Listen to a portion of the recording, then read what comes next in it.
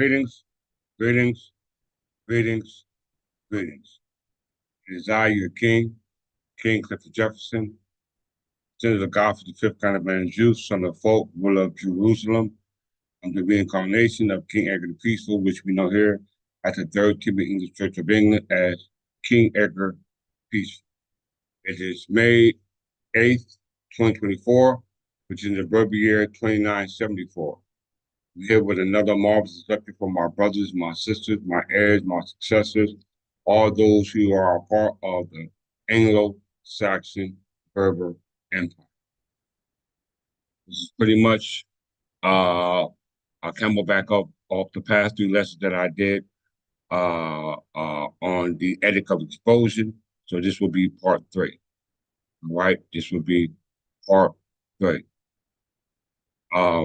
I want to just give honor to all those who are loyal to the church by continuous efforts to be in tune with what's being said. Of course, you can scroll on YouTube all day and find something that's will fit your fancy.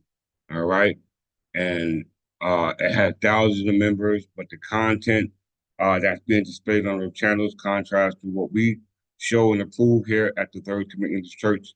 None can compare. Right? Without further ado, let's get started with today's lesson, which pretty much, like I said, will be a narrative of the past 3 lessons on the Edict of Expulsion and the reason why. All right, so I'm going to go back over some of the information I did in the past 2 lectures, but we're going to move forward with new information to add on to that. All right, but I'm going to come from a different angle this time. We're going to start from the Establishment Clause of the Constitution of the United States of America, in which you call the Sixth Amendment.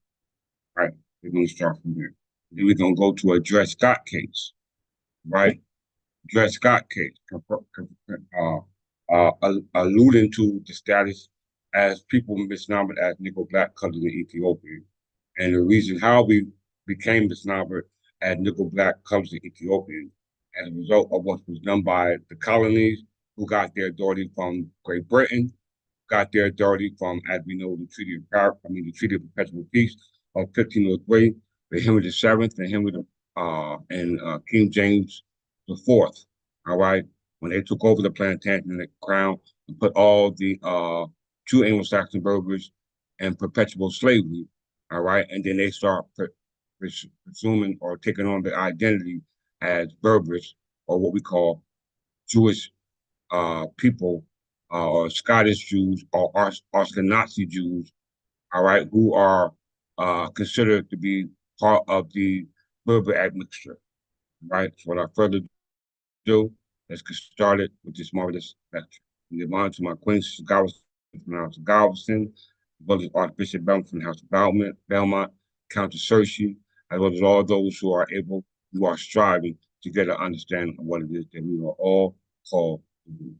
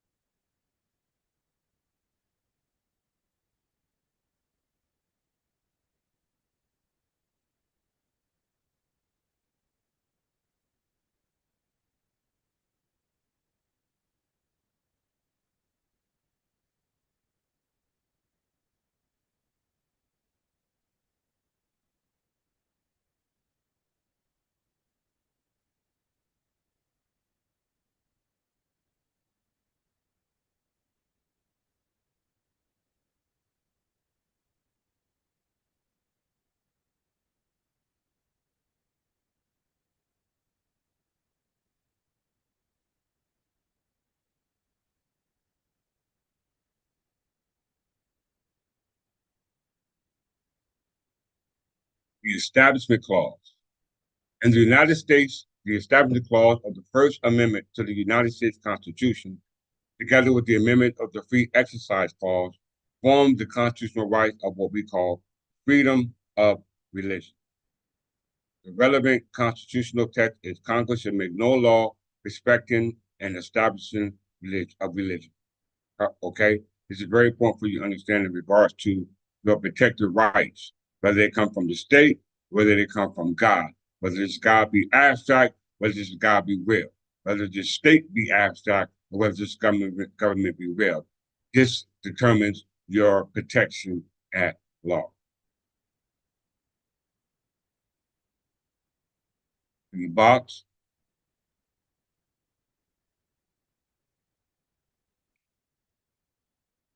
establishment clause deals with the religious freedom, which resulted from what we call the separation of church and state. The separation of church and state, all right, which gave you your individual rights under a rule of law that they created, not under the organic or the national law, because you became a federal republic, okay? All right, which gave everybody the equal footing, all right? Put everybody on the equal footing, all right, on the same on the same standing in law. So they don't care where you come from. Here is based off the standing of law that they give, which is based off the Naturalization Act and the 14th Amendment. All right. Once again, the Naturalization Act and the 14th and the 15th Amendment. All right. Uh, we see the government structure, legislative branch, executive branch, judicial branch, state government, and local government. Very important to understand in lieu of your religious freedom, right? The individual rights that comes along with the religious freedom, which we call the Establishment Clause. Freedom of religion, freedom of speech, freedom of the press, freedom of assembly, right to petition, freedom to association, right to keep and bear arms, right to a trial by jury, criminal procedures, criminal procedure rights, right to privacy, freedom from slavery, due process, equal protection at law, citizenship, voting rights, right to candidacy, under a comprehensive rule.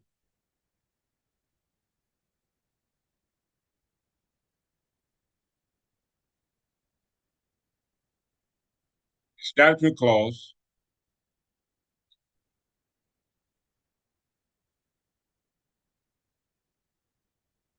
The Establishment Clause acts as a double security, prohibiting both religious abuse of government and political control of religion. By it, the federal government of the United States, and by later extension, the government of all the United States and the United States territories, are prohibited from establishing or sponsoring a religion. Okay? That clause is based upon a number of precedents, which means something that existed before it. All right? And these precedents include the constitutional clarity, the Bill of Rights of 1689, and the colonial constitutions of Pennsylvania and New Jersey. An initial draft by John Dickinson was prepared in conjunction with his drafting of the Articles of Confederation, which concerned the two latter states, Pennsylvania and New Jersey. In 1789, then Congressman James Madison prepared another draft, which, after discussion and debate in the First Continental Congress, will become part of the text of what they call the First Amendment of the Bill of Rights. First Amendment of the Bill of Rights of 1689. The Establishment Clause is complemented by the Free Exercise Clause, which allow individual citizens freedom from governmental interference in both private and public religious affairs. Very important, because the prejudice is where this right comes in, right? Look at the historical background.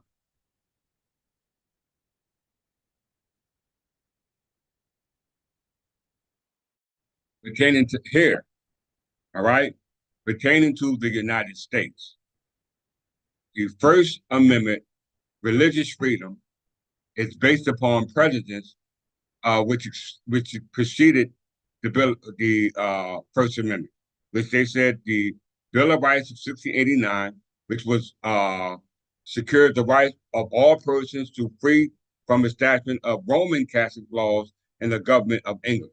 Did you hear that? Had nothing to do with the United States. All right. The Bill of Rights of 1689, English Bill of Rights, secured the rights of all persons to be free from establishment of Roman Catholic laws in the government of England. This is based upon the Constitution of Clarendon. The Constitution of Clarendon of the 12th century English law had prohibited criminal defendants used in religious laws at the time in medieval England, such as the canon laws of the Catholic Church, to seek exemption from criminal prosecution. Okay, so the Bill of Rights of 1689 was based upon the prejudice of the Constitution of Clarendon, which was adopted by the colonies of Pennsylvania and New Jersey. Okay, which were actually called royal colonies, which came back under the crown in 1702.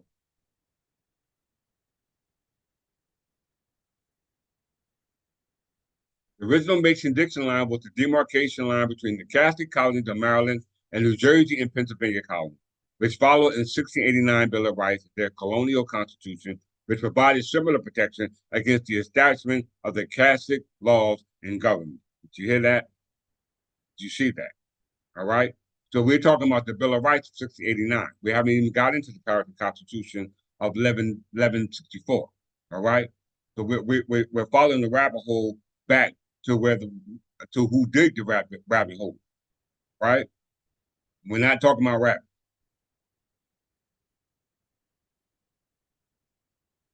Virginia statute for religious freedom. A possible additional precursor of the free exercise clause was the Virginia statute for religious freedom.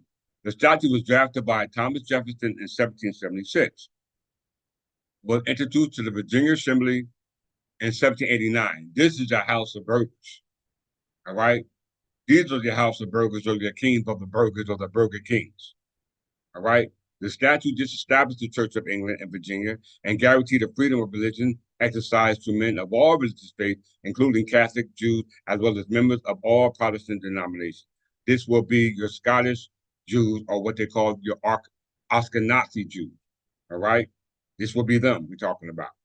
The Scottish Jews will be your Ashkenazi Jews, and will be your Scottish monarchs that were ruling Great Britain at this time before the United States got their independence from them in 1776. Not declared their independence from them.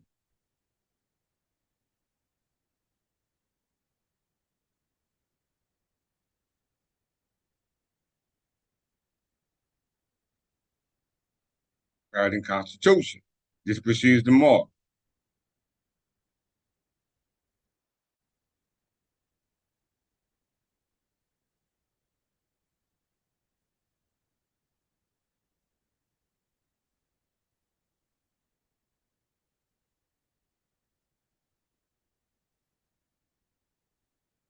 Reading is counted searching from the house of search. I had to have you on board to that.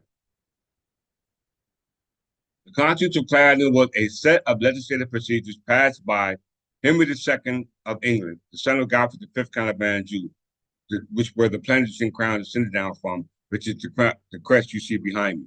All right. It says the Constitution of Clarendon was a set of legislative procedures passed by King Henry II of England in 1164. The Constitution were composed of 16 articles and represent an attempt to restrict ecclesiastical privileges. This is the Roman Catholic privileges from exemption for crimes committed against the religious government that was established under the English government, which was called the Parliament of England, right? And the anarchic condition of Henry II's predecessor, Stephen of Blois, who reigned from 1134 to 1154, the church had extended its jurisdiction by taking advantages to the weakness of royal authority. The Constitution was claimed to restore the laws that was observed during the reign of Henry I, who was the son of William the Conqueror, who brought in the Jews in 1066. We're going to go on that today. All right. But I'm showing you the extension of the religious freedom of the of us as heirs of the Kingdom of England by way of the laws that were passed by our government based off the religious freedom as established by the Constitution of Clarendon, which is the precedent that the United States First Amendment religious freedom is based upon, all right? Which is limited based upon the authority that gave you the protection on religious freedom, which is the First Amendment. Your religious freedom doesn't come under the 1686, 1689 Bill of Rights, nor does it come from the Constitution of Clarendon. You must understand that, right? What was the purpose of the Clarendon Constitution of 1164? Let's see.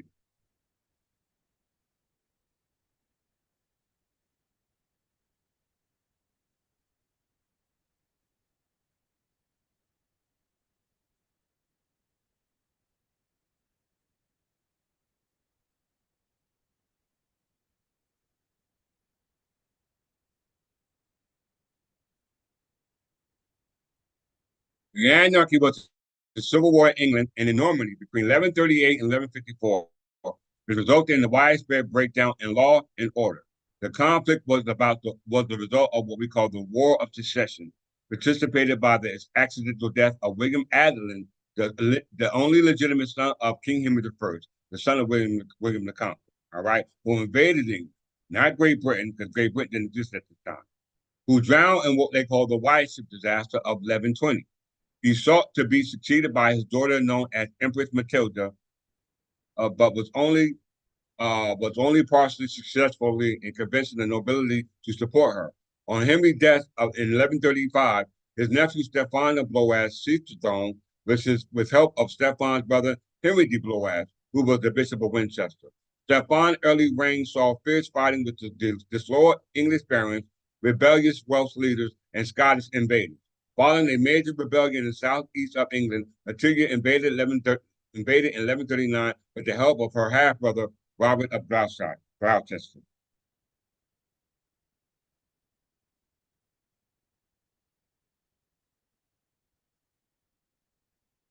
Okay, so we see the Clarendon Constitution was a result of the anarchy that goes back to William Adelin, the son of Henry I, the son of William the Conqueror, where the Jews came in to England. All right, and as a result of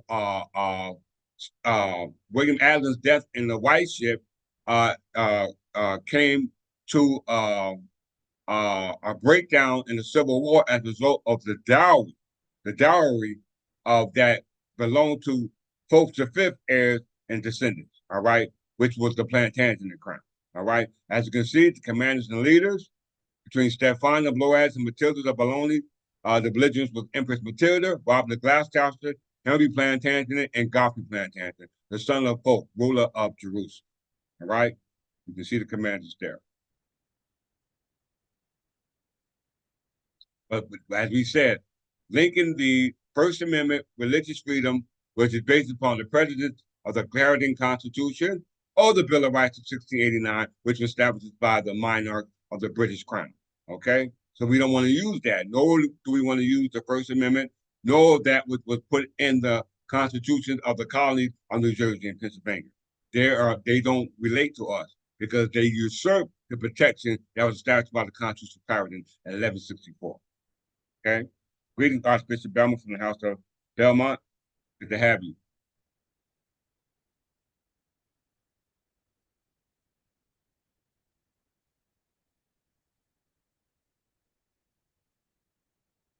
We know the Bill of Rights of 1608 deal with the Scottish kings. Constitution of Clarendon deals with those of the English kings, who were the Counts of Anjou.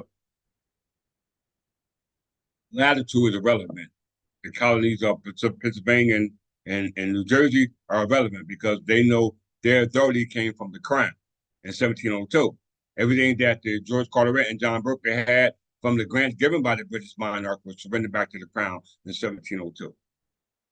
Right? Let's move forward. Why is this important? Because these laws were put in place, which was actually qualified by Edward I, which expelled the Jews from England, and the Edict of Expulsion in 1290, which we call the Battle of Dunbar of 1296, and the battle which where they allowed to come back to England, and what we call 1650 Oliver Cromwell through the English Civil War.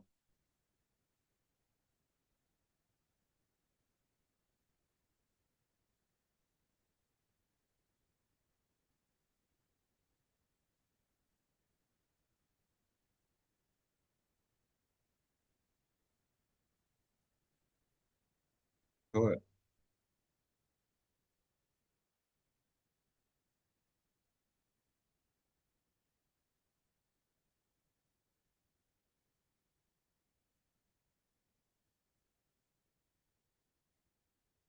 Quinipetoris.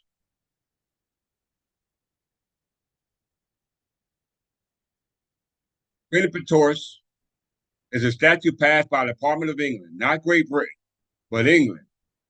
In 1290, at the same time, you had the Edict of Expulsion of the Jews or the Ashkenazi Jews from England. We know that they didn't, would take 1 second.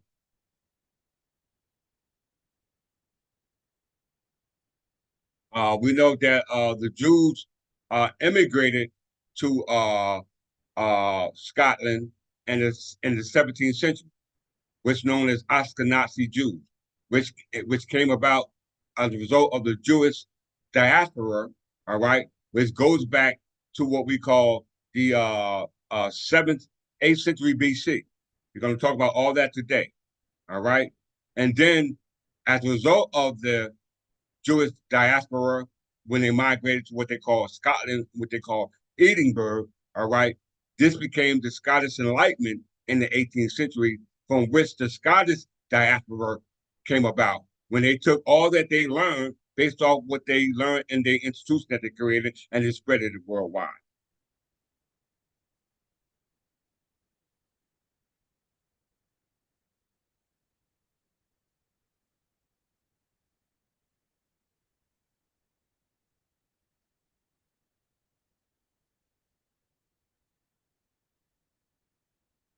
Ao, Bena, I don't know who you are.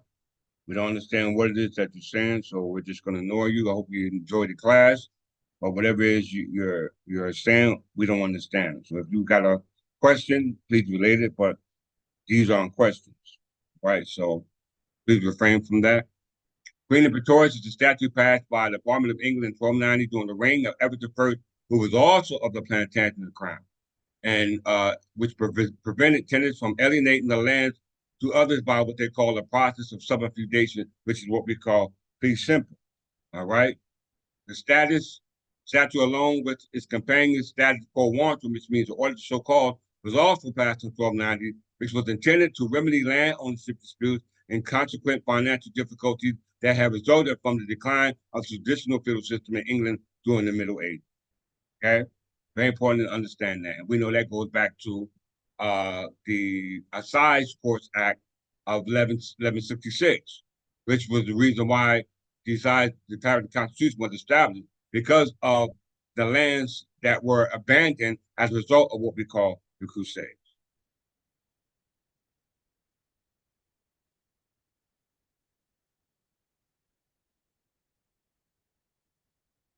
Why is this important? This is over here in what we call the Anglosphere.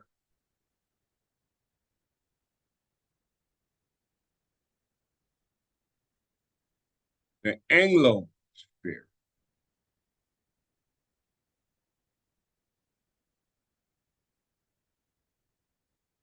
Watch how your king build this lesson. The Anglosphere is an Anglo-American sphere of influence, with a core group of nations that today maintain close political, diplomatic, and military cooperations. While the nations included in different sources vary, the Anglosphere is usually not considered to include all countries where English is an official language. So it's not to be synonymous with the spheres of what they call the Anglophones. Though commonly included nations are those that were formerly part of the British Empire and retained the English language and English common law. Very important for you to understand that. So that means that those who speak the language, all right, and those who immigrated to the territory known as Anglosphere and speaking the language are not the actual English people who originated from that of the common law.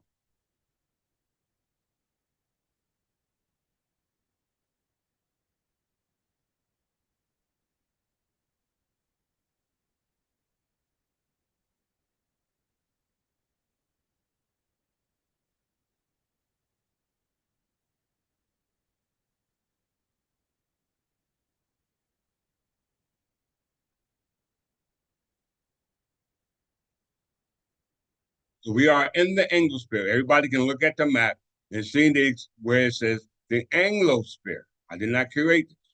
All right. Once again, whether English is the official language, so it's not synonymous with the spirit of Anglophones, though commonly includes nations are those that were formerly part of the British Empire. So the British Empire is not the same as the English Empire. Very different. All right. We must understand that. So for us to understand that, we must go to what we call the English overseas possession.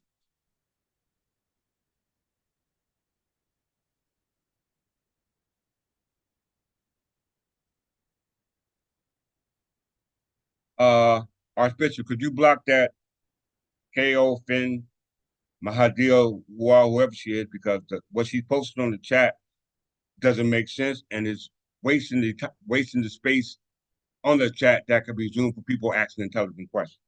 So if she cannot ask an intelligent question, then we're going to block you. All right. If you're going to ask a question in the chat, please ask the question in regards to the topic, as Counter Searchy said. Right. If you don't, we're going to block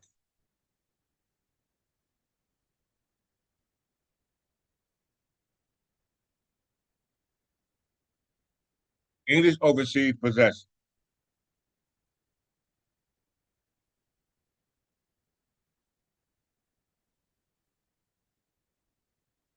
English overseas possessions. Right. Within the Anglosphere. Okay. Within the Anglosphere. The English overseas possession. It didn't say the British overseas possession. It didn't say the Irish overseas possession. It didn't say the Europe overseas possession. It said the English overseas possession, also known as the English colonial empire. Okay, we know that the English colonial empire was the world colonies of the Empire of England. Totally different from the British Empire. All right, it says up top right here. English Empire redirects here. For the colonial empire of Great Britain and the United Kingdom, see British Empire. For the America in particular, see the British colonization of America. That will be what they call the Scottish diaspora. For the Empire of the Plantagenet, see the Angevin Empire. So they give you your preference, all right? But we're talking about the English would happen to be the Plantagenet or Angevin Empire, all right? Which was the empire existing here in what we call now North America before you had the Treaty of Union of Acts of Union of 1707. All right. So it said the English overseas possession, also known as the English colonial empire, comprised of a variety of overseas territories that were colonized, conquered, or otherwise acquired by the former kingdom of England during the centuries before the Acts of Union of 1707. So these territories was already in possession of the Kingdom of England before the Act of Union of 1707, as a result of what we call the Treaty of Perpetual Peace of 1503, which was between Henry VII and King James IV. All right, we must understand that. We talked about that in my last lecture, part 2. All right, so I can't go back and show that. All right, so we see that the English overseas possessions was territories acquired by the Kingdom of England way before the Act of Union of 1707 between the Kingdom of England and the Kingdom of Scotland, which created the Kingdom of Great Britain. Everybody see that? The many English possessions then became foundations of the British Empire and its fast-growing naval and mercantile power, which until then had yet to overtake those of the Dutch Republic and the Kingdom of Portugal and the Crown of Castile.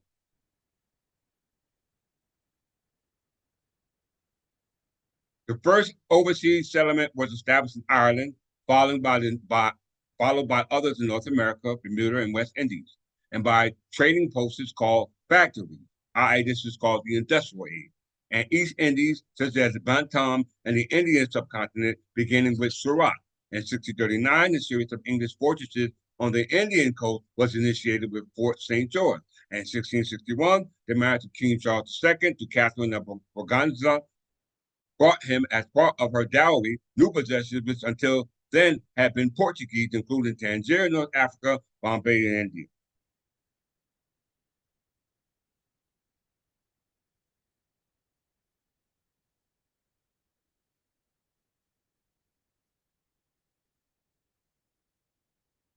In North America, Newfoundland, and Virginia were the first centuries of English colonization.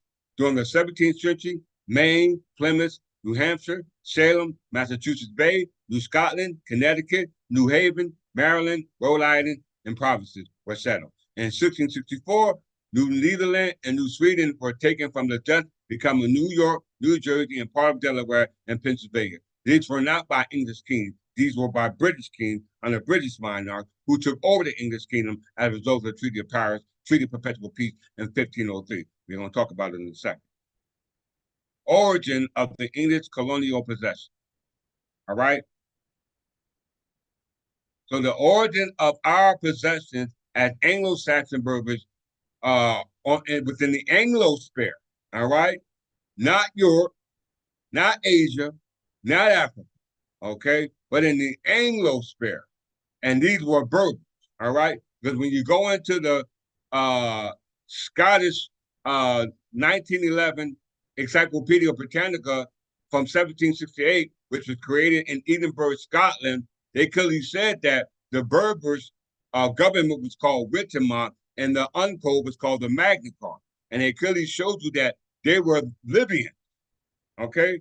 They were Libyan Berbers, all right? Which makes them, out of the sons of Noah, the sons of what they call Ham, all right? Noah had three sons, Shem, Ham, and Japheth, all right? We know Shem inhabited what? Asia. We know Ham inhabited what? Africa. We know uh, uh, um, uh, Japheth inhabited what? Europe. Okay? Everyone, please keep that in mind. Please keep that in mind. All right? We're going to bring the abstract to the concrete. Well, right now we're talking about within the Anglosphere, not the continent of Europe, Africa, and Asia. They're not part of what they call the Anglosphere. All right, they're not part of what they call the Anglosphere. We're just seeing the Anglosphere. We're just seeing the Anglo-Saxon territories, English overseas possessions, going back to Ashton. All right, we're reading about now. The Kingdom of England is generally the date from rule from Ashton from 927, during the rule of the House of forgive me if I'm pronouncing the wrong, then Nelinga from 1013 to 1014 and 1016 to 1042. England was part of the Persian Union that included domains of Scandinavia. In 1066, William the Conqueror, Duke of Normandy, conquered England, making the duchy of the crown land of the English throne. Through the remainder of the Middle Ages, the kings of England held extensive territories in France based on their history in this duchy. Under the Angevin Empire, England formed part of a collection of lands in the British Isles and in France held by the Plantagenet dynasty. The collapse of this dynasty led to the Hundred-Year War between England and France. At the outset of the War of the Kings of England, ruled almost all of France, but the end of it was in 1453 of the Palace of Calais remained to them.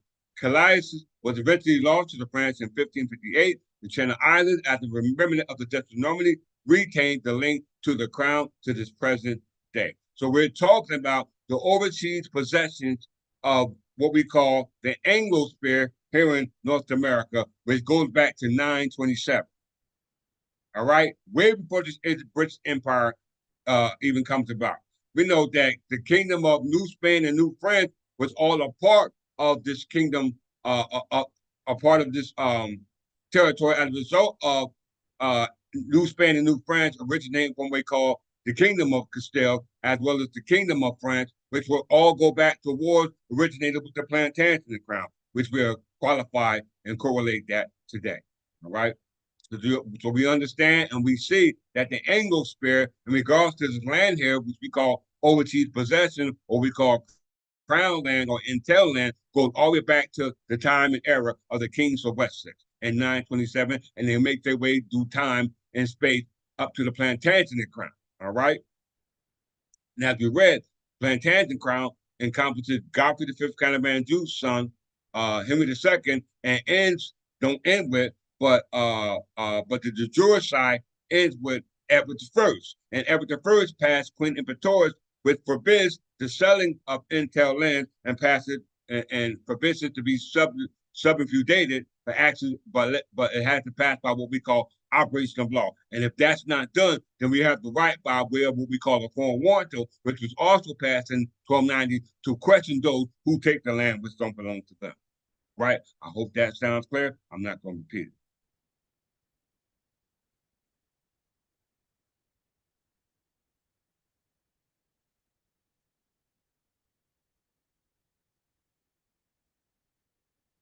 Let's go to the Dred Scott case.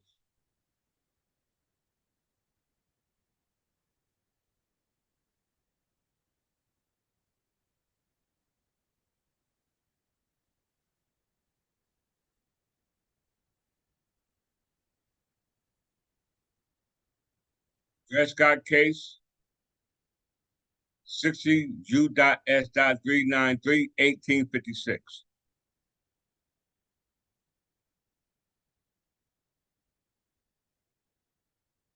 I see that. Very important. Why? Because we're discussing slaves. Jews were slaves. Jews were property of the king. All right?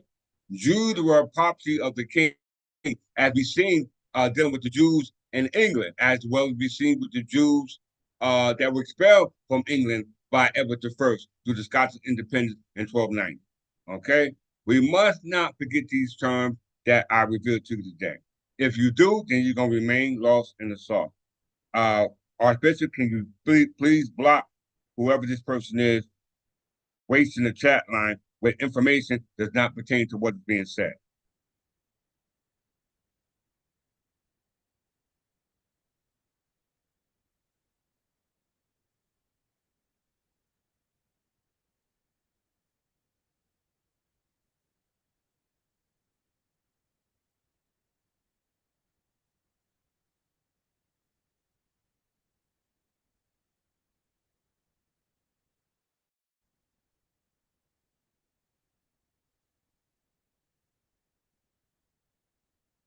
Moderators, please confirm that she has been blocked before we go further.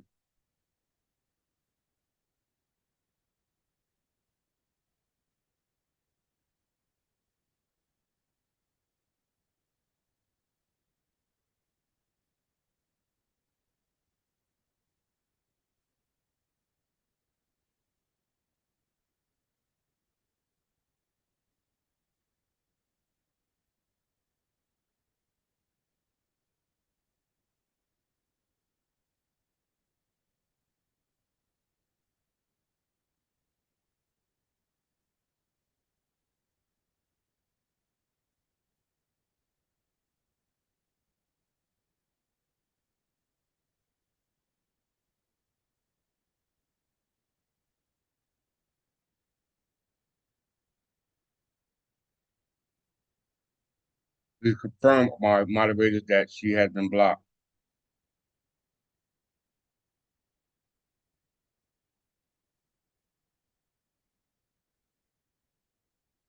I know she must be on the wrong chat line.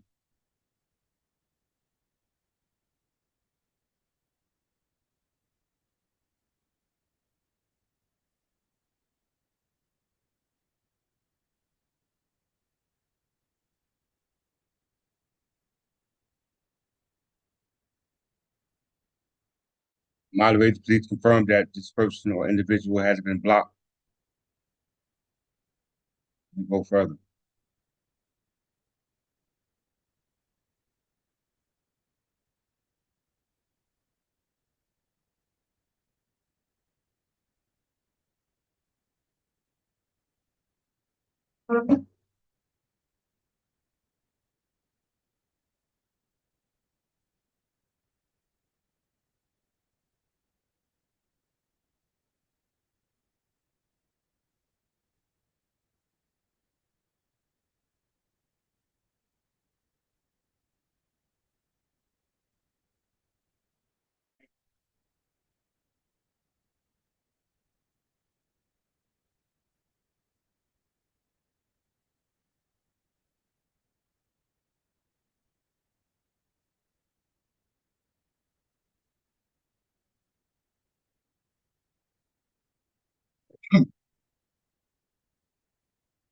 So the Dred Scott case of, what was it, 1856.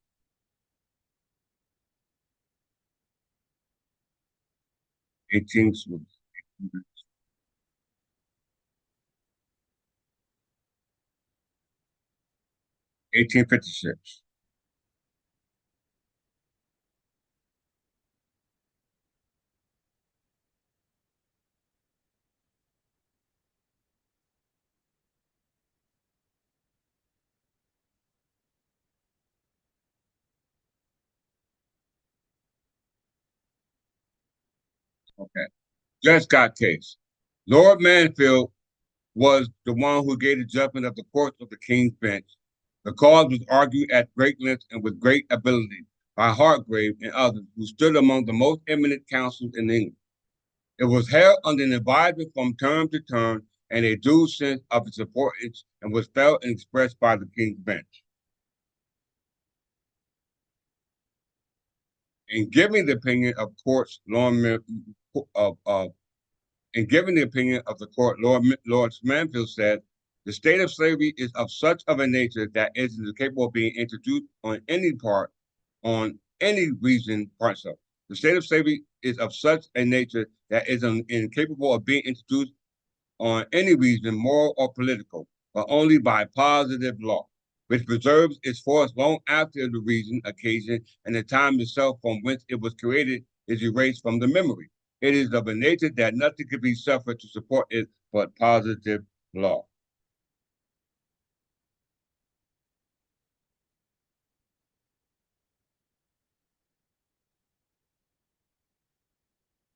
I pay attention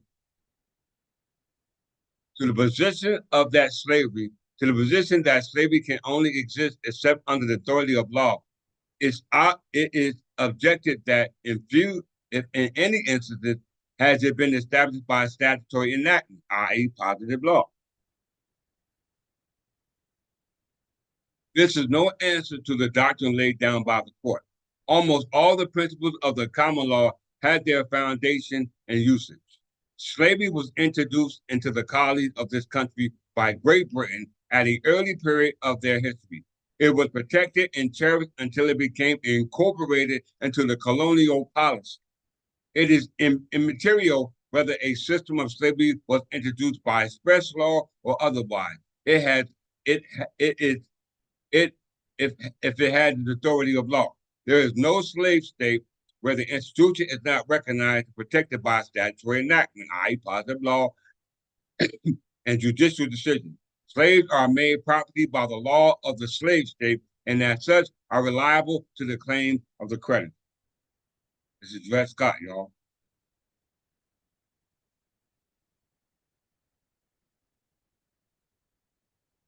In deciding the question of slavery, we disclaim the influence of the general principles of liberty, which we all admire, and concede it ought to be decided by the law as it is, and not as it ought to be. Slavery is sanctioned by the law of the state, and the right to hold slaves under our municipal regulations is unquestionable. But we view this as a right existing by positive law of a municipal character without foundation in the law of nature or the unwritten and common law.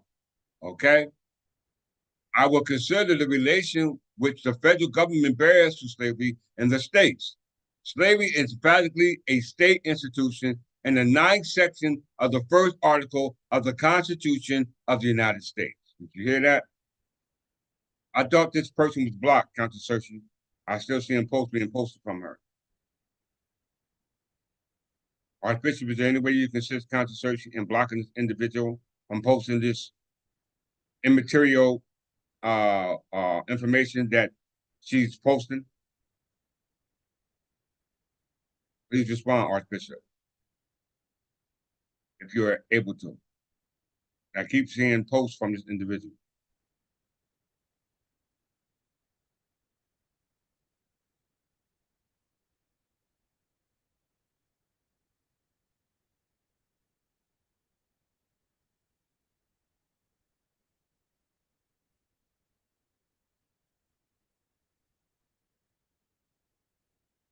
He's on timeout.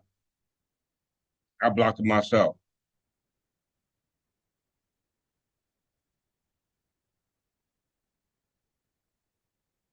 Archbishop, please add Countess Cersei as a moderator, because I need her assistance in regards to being able to protect the continuity and of what it is that we bring here at the Third Temple English Church. But I put it on the 24-hour timeout, so she's not able to post it anymore. All right. So he said, I will now consider the relations with which the federal government bears to slavery in the state. Slavery is emphatically a state institution in the ninth section of the first article of the Constitution. It provides that the migration or the immigration or the importation of such person as any of the state now existing shall think proper to remit should not be prohibited by Congress prior to the year 1808. But a tax or duty may be imposed of such importation not to exceed $10 for each person. They are talking about the colonies, which were those who migrated or emigrated as a result of the Scottish diaspora. All right, as a result of the Scottish diaspora, which resulted from the Scottish Enlightenment, which originated from the ability to be able to take information that actually do not belong to them. Because we know that their history comes about not in the 18th century when they immigrated to Edinburgh, Scotland, because Edinburgh, Scotland had a history with the Plantagenet King Edward I before the 18th century. And we know that the Jews came into England in 1066 by invading Northmen, which were the Ashkenazi Jews, who were associated with what we call the Carolingians through the Carolingian unification, which we call the Carolingian Empire. Don't worry about County Church, you good.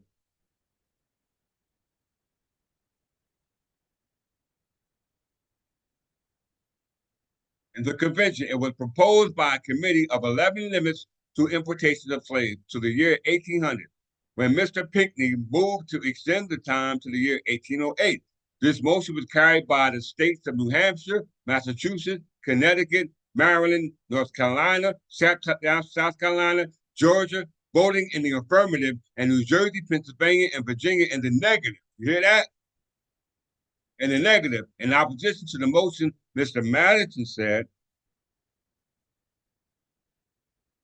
20 years will produce all the mischief that could be apprehended from the liberty to import slaves. So long a term will be more dishonorable to the American character than to say nothing about it in our Constitution. Now we see through Article 1, Section 9, they allow importation or the immigration of slaves to North America. And who allowed them to come here? The British monarch, because those who were allowed to immigrate here from the British monarch, they were the slaves of the British monarch. And the slaves of the British monarch were those Ashkenazi Jews who migrated to Scotland and Edinburgh in the 18th century. Why? Because they've been there ever since the 12th century. All right? They've been there ever since the 12th century. We already validated this. We're going to validate it even more. But for us to do this, we have to go to the history concerning the Dark Ages. The history concerning the Dark Ages. Don't believe me? Let's listen to what Dred Scott said. 20 years will produce enough mischief that can be apprehended from the liberties to import slaves, so long a term will be more dishonorable to the American character than to say nothing about its Constitution.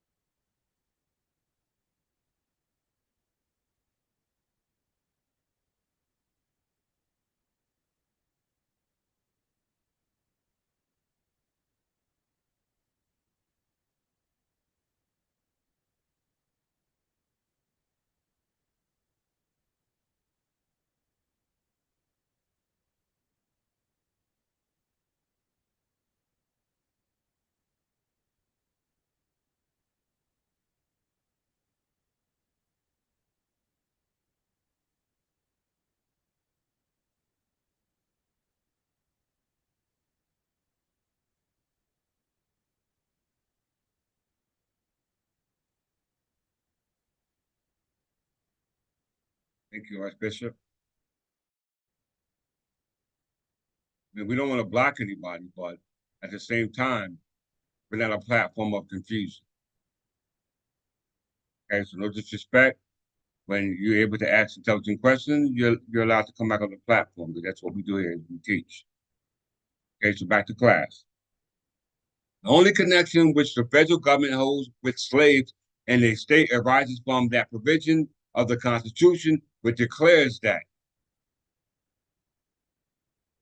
no person should be held to service of labor in one state under laws thereof, escaping to another, shall, in consequence of any law or regulations therein, be discharged from such service of labor, but shall be delivered up on claim of the party to whom such service of labor may be due. So not only was slavery allowed by the United States and incorporated in the United States, i.e. the colonies and the Articles of Confederation, but it was actually uh, uh, brought to brought to them or incorporated in their system of law by that of Great Britain, which we read in this case. All right, and then those who try to escape from slavery, they authorized them for them to apprehend those slaves and return them back to their master. Okay, now where did the colonies of North America get this practice from?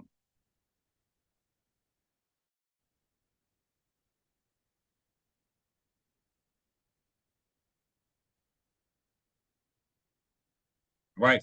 No person held to service of labor in a state under the laws thereof escaping to another state in consequence of any law or regulation therein be discharged from such service of labor, but shall be delivered up on claim of the party to whom such service of labor may be due. That's what's going on today. As soon as you commit a crime, they expedite you, all right, based off a warrant, all right, a warrant of trespass. That's called a bill of attainder, okay? A bill of attainder is also called um, an action of an action of assumption from Vanessa one, an action of assumption, an action of trespass, a bill of lading, something like that. I forgot the term. Forgive me. So let's move forward. In the formation of the federal constitution,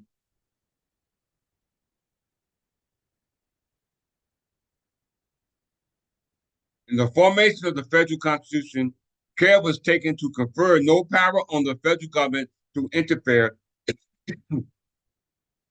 with this institution in the states, and the provision respecting the slaves trade and fixing the ratio of representation and providing for the reclamation of fugitives from labor slaves were referred to as persons in no other respect are they considered in the Constitution. Did you hear that? This is the Dred Scott case I'm reading from, y'all. Now, how come this has been surpassed or not been brought out? Because in this case, it also talks about Normandy, William the Conqueror. It talks about it in the same case. I had to highlight it previously, but apparently it's not there anymore. And I don't want to waste time going back to find it. But they speak about returning the state, a slave back to their master, going back to the days of Normandy, had been recognized by the United States back in the colonies, and no proof or validity is used to determine that. We're reading it now because it was incorporated in the colonies by way of it being brought to them by that of Great Britain. And Great Britain was established in 1707, and they got their authority from 1707 by way of the Treaty of Union and Treaty of Perpetual Peace in 1503, and that came about with a alliance with the House of the House of what we call the House of Tudors. The House of Tudors was established by Henry VII, and that was as a result of the conquering or the conquest over what we call the Lancasters branch, which was the cadet branch, just like the York branch, which was cadet branch of what we call the Plantagenet crown. Okay, these are facts. All right. It said we need not refer to mercenaries, spirits which introduced the infamous traffic in slaves to show the degradation of Negro slavery in our country. This system, so they specifically talking about specific people, Negroes, blacks, colors, African American, whatever you take your pick. They're talking about your status and standing here in 1856. All right. And we know that this case dealing with Dred Scott, who went to another state and was considered not a slave of that state in which he immigrated to, or migrated to, or traveled to, and therefore was returned back to his master. All right. And he had the surname Scott. He had the surname Scott. It said, we need not refer to mercenary spirits which introduced the infamous traffic in slaves to show the degradation of the Negro slavery in this country. The system was imposed upon our colonial settlement by the mother country. It is due it is due to truth to say that the commercial colonies and states were chiefly engaged in the traffic. But we know as an historical fact that James Madison, that great good man, a leader member in the Federal Convention, was solicit, pardon so, solicitous to guard the language of that instrument so as not to convey the idea that there could be property in man. All right. So he tried to hide it. All right. Not just him, Thomas Jefferson as well. All right. They abandoned the idea of primogeniture, which is based upon an entail estate, which means one male heir. They didn't want a king resurrecting or incarnating or personifying and incorporating to those of that represent to the English crown or the English throne. They didn't want that. All right? They didn't want that. Oh.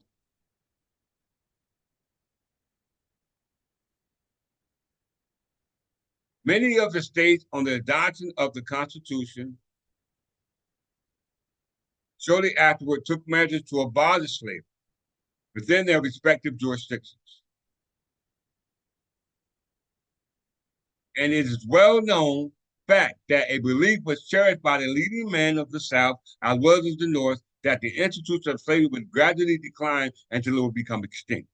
The increased value of slave labor and the culture of cotton and sugar prevented the realization of this expectation. Like all other communities and states, the South was influenced by what they considered to be their own interests.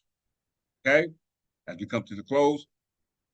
But if we are to turn our attention, once again, but if we are to turn our attention to the dark ages of the world, why confine our view to colored slavery? On the same principles, white men were made slaves. All slavery had its origin and power and is against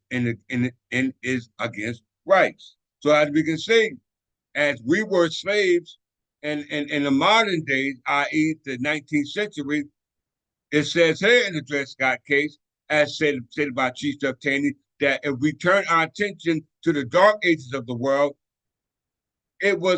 slavery concerned white men who are made slaves. Okay? And we know white men was a classification for citizenship here in North America as established in the case law in Ray Hassan.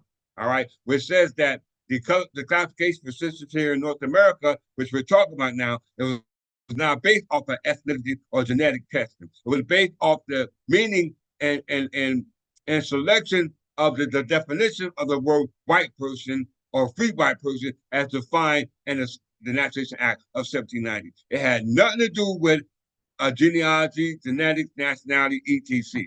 Nothing at all. Okay? We must understand that. So let's turn our attention to the dark ages of the world because this is where we're going to find the clues to realize that what they did to us in regards to slavery, being that it was incorporated in the colonies by way of it being brought to them by Great Britain in 1707, that means that we have to go back because as I always say, he who writes your books does what? Set your timeline.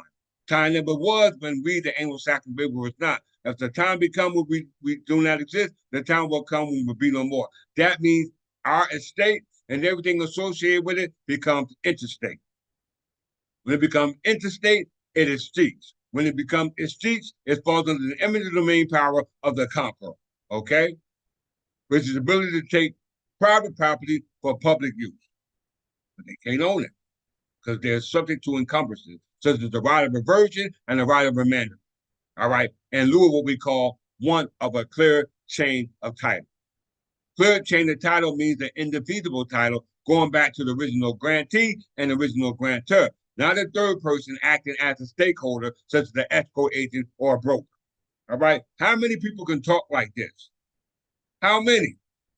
It took time, practice, and effort. I didn't go to school for this. I don't have a degree in law school. I don't have a degree in history. I don't have a degree in physics. I don't have no degree. The only degree that I have is the degree that my ancestors put me on, and that's the degree of frequency. All right? The degree of frequency. Frequency. Let's move forward. Let's move from the Dred Scott case and go to the dark age. All right? Let's go to the dark age.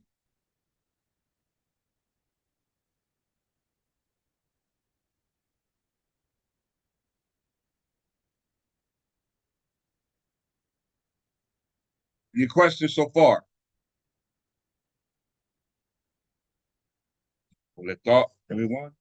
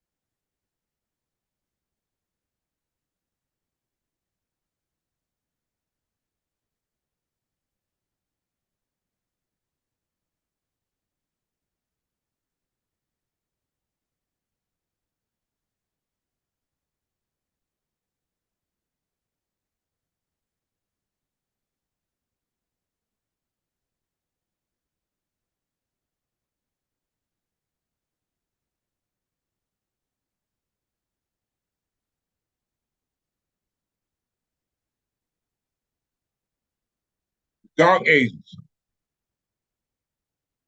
when white people were enslaved.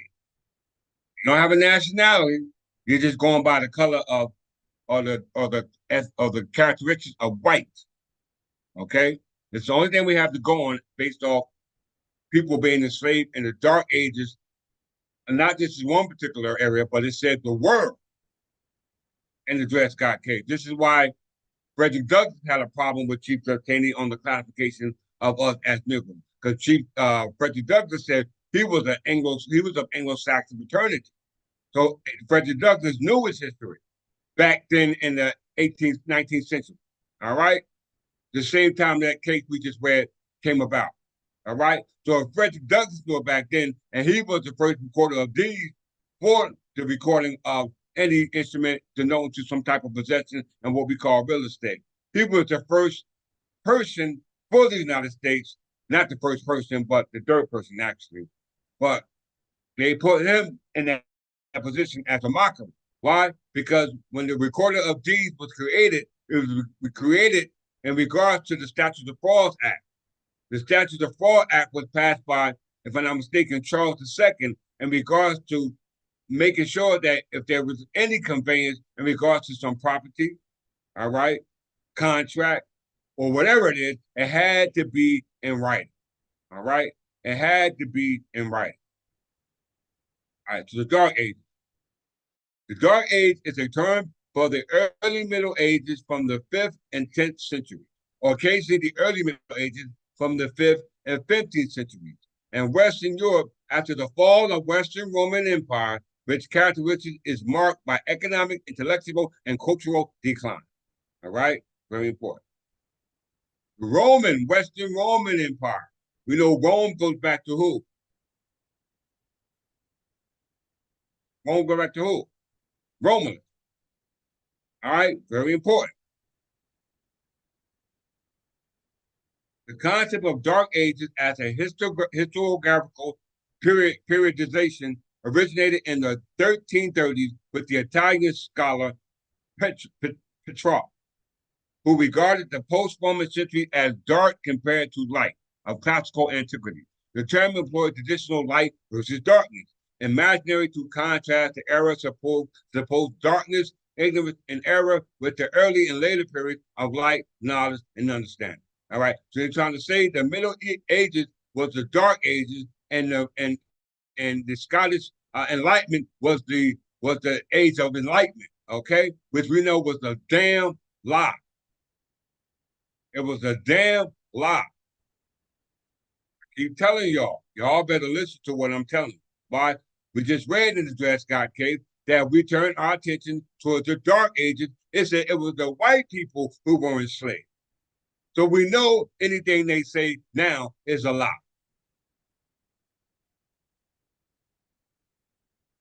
I didn't write this.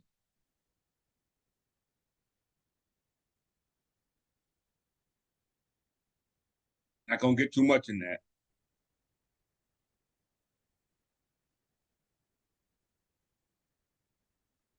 Dark ages, we already know what it means. Time and error between good and bad, right and wrong, light and darkness, friend or foe, right?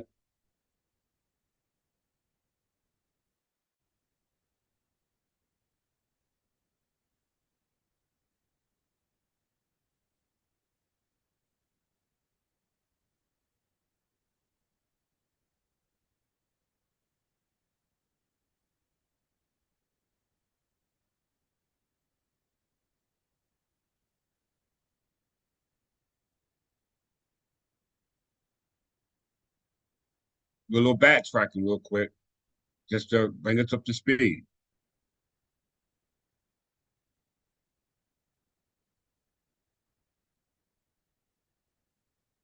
In order for you to follow along, you have to remember what I talked about in the first two videos. If you don't, you will be lost in the sauce.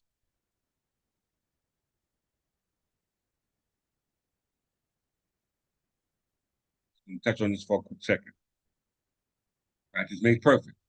Berbers, the name under which are includes the various branches of the indigenous Libyan races of North Africa. Since the dawn of history, Berbers have occupied tracts between the Mediterranean and the Sahara from Egypt to the Atlantic. The origin of the name is doubtful. Some believe it to be derived from the word barbarians, employed first by the Greeks and later by the Romans. Others attribute to the first use of the term to the Arab conquerors. All right. However, this may be a tribal title. Barbara or Barata appears in the Egyptian scriptures from 1700 to 1300 BC. And the Berbers were probably intimately related. Hold on for 1 second, everyone.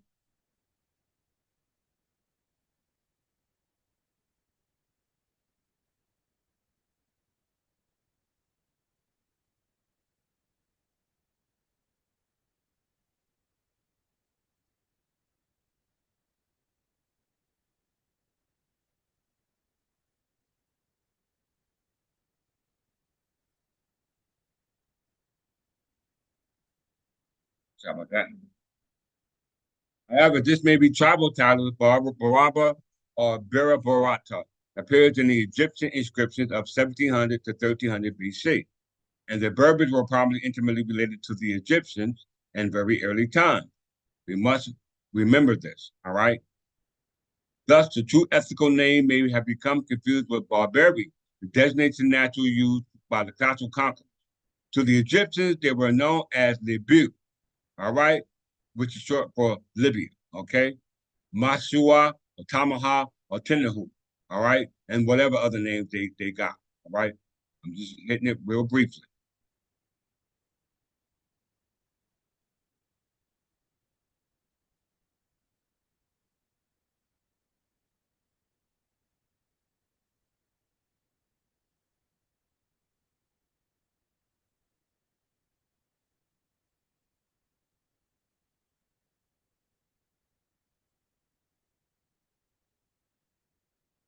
So in spite the history of foreign conquest, Phoenician, Greeks, Romans, Vandals, Arabs, and French, Berber's physical type and the Berber's temperament, temperament, temperament, and nationality have persisted since the Stone Age. It's very important to understand that the Berber's nationality, as well as the characteristics and temperament, had existed since the Stone Age. All right, since the Stone Age. White is not denoting to a nationality. All right, does not denote to a nationality, like they're talking about right here. Berbers are distinctly a white race. We know that's a lie because it does not denote to a nationality.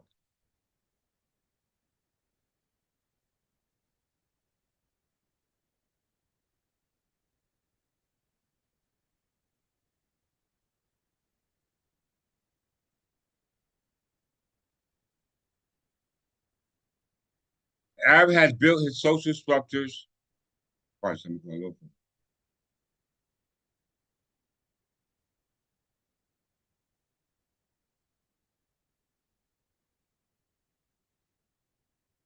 races who have mostly affected the Berber race are the Arabs, but the two races with a common religion often common government with the same tribal grouping, have failed to amalgamate to any great extent. This fact has been emphasized by Dr. R.G. Latham, who writes, all that is now Arabic in the Kingdom of Morocco, all that is all that is not Arabic in the Kingdom of Morocco, all that is not Arabic in the French province of Algeria, and all that is Arabic in Tunis, Tripoli, and Fez is birth. The explanation lies in the profound distinction of the characteristics. All right. The Arab is the herdsman and the nomad. The Berber is the agriculturist and townsman. The Arab has been built his social structure on the Quran, which inculcates absolutism, aristocracy, theocracy, and the Berber, despite his nominal Mohammedanism, is a democratic and with his Jimna, his Witama and Kanum, an unwritten code of the Magna Carta. So it's very important to understand that aspect of it, talking about the Berbers, all right?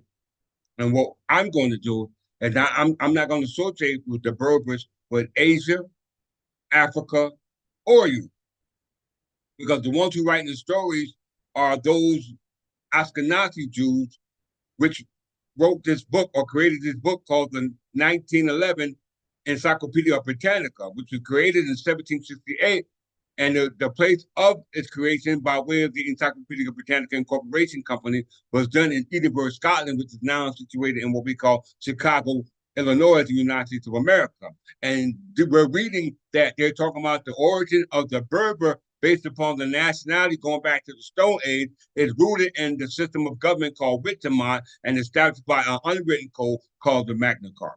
Okay. And the people who established this synopsis, based on what we're reading now, was those Ashkenazi Jews who migrated to Scotland, i.e., Edinburgh, Scotland, in the 18th century through what we call the Scottish Enlightenment, which started the Scottish diaspora, which are immigration are migrating to over here now. And this is why we're being taught like we're being taught here now. All right. This is why we're being taught like this. All right. We have to retrain our way of being taught. All right, because like the foods we got in here now, they want us to base our understanding based off their knowledge when their knowledge is not superior to us. All right, we've been around since the Stone Age. I'm going to prove it.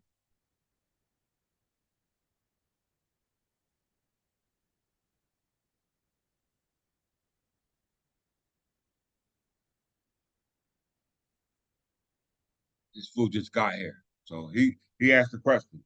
They put it in quotes, white, so white. So why ask why? So ask why. They put in quotes white. So ask why. Part self. I'm sure that was you. I apologize. I thought that was that fool. Girl. They put in quotes white. So ask why. Let's go. Let's go there. You're right, Counter Searchy. Let's see why.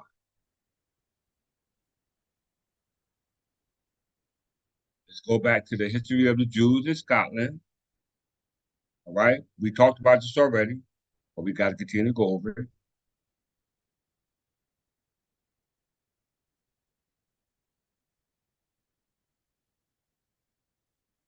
History of the Jews in Scotland.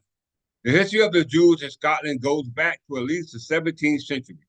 It is not known when Jews first arrived in Scotland, with the earliest concrete historical reference to the Jewish presence in Scotland being from the late 17th century. All right. Most Scottish Jews today are Ashkenazi background who mainly settled in Edinburgh, where that 1911 uh, uh, encyclopedia came from, then in Glasgow in the mid 19th century. All right. So the history of the Jews were established in Edinburgh, where that encyclopedia came from, where they wrote and preserved the history about us as Anglo-Saxon Berbers, as well as our government as Anglo-Saxon Berbers. Yet they didn't have any government. Why? Because they came over to Edinburgh through the Jewish diaspora by way of immigrating and migrating. And then when they learned all they had from whatever it is that they took from whatever existed prior to their immigration or migration, then they started their Scottish diaspora and started taking around to the whole Western world. Okay? Which is false history. Why? Because I'm going to prove it. Prove it. So the history of the Jews in the 17th, 18th, 19th, 20th century all starts from the Ashkenazi Jew. All right? And where do they get their start from?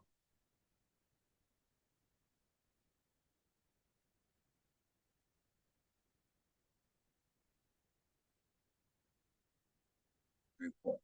They're gonna like this. They're gonna like this. Now we know the Ashkenazi Jews or the Scottish Jews in Scotland originated from the Ashkenazi Jews that go back to the Exodus in the 7th century BC. All right, 7th century BC. We're gonna talk about this. We're gonna remove all the stones. I'm not gonna leave one stone unturned. Ashkenazi Jews, also known as Ashkenazi Jews, Ashkenazim, constitute a Jewish diaspora. We know what diaspora means, right? To immigrate or migrate. Populations that emerged in the Holy Roman Empire around the end of the first millennium CE. The traditionally spoken Yiddish and largely migrated toward Northern and Eastern Europe during the late Middle Ages due to persecution. Hebrew words primarily used as a literary and sacred language until the 20th century revival as a common language in Israel. So let's discuss it even further. Because we know that the diaspora that they're talking about was when they immigrated to Edinburgh, which they call Scotland today. All right. But we're going back to the origin of the Jewish diaspora when they migrated from Europe. Okay. So who are these people in Europe? Let's see. Let's go to the etymology of the name. The name Ashkenazi derives from the biblical figure of the Ashkenaz, the first son of Gomer, the son of Japheth, who was one of the sons of the Noah. He had three sons, Japheth, Shem, and Ham. All right, or Cam, however you say it. Just the 10. The name Gomer has often been linked to the Sumerians, whoever they are. That's after. Let's go to the concrete.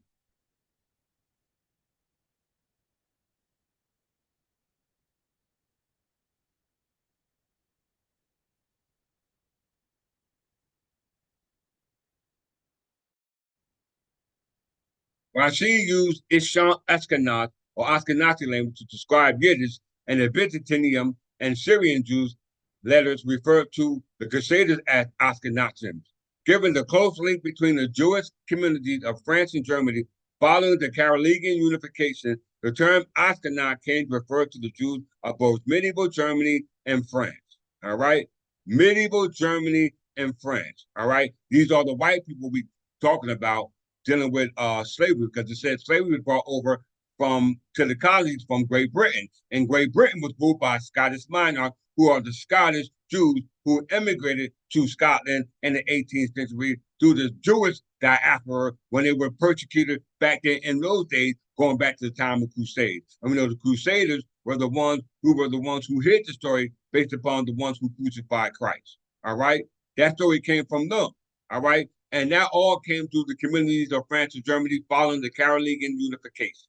All right. These are straight up facts that no one can dispute.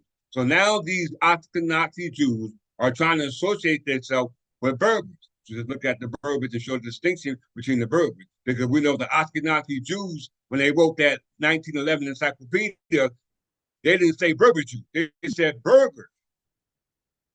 They didn't say Berber Jews. They said Berbers. So how come people are associating themselves with Berbers, now called Jews, when the Jews are associated with the Jewish diaspora, which now became the Jewish Scottish Enlightenment, because those Ashkenazi Jews were the ones who went to Scotland, were known as the Scottish Jews. All right, in the 18th century, which brought forth what we call the Scottish diaspora, which they brought this mess all around the world. So we know that Berber Jews are assumed to be a Jewish community of the Maghreb in North Africa who historically spoke Berber language between 1950 and 1970. So now we got a group of Jews from 1950 and 1970 trying to call themselves Berber, all right, who immigrated to France, the United States, and Israel. Okay, these are facts. I didn't write this. There's your source. Moshe Shuik wrote this.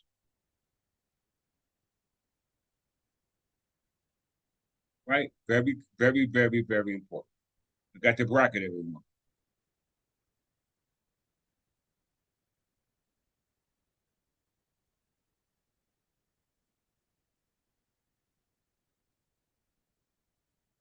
Communities of Berber Jews.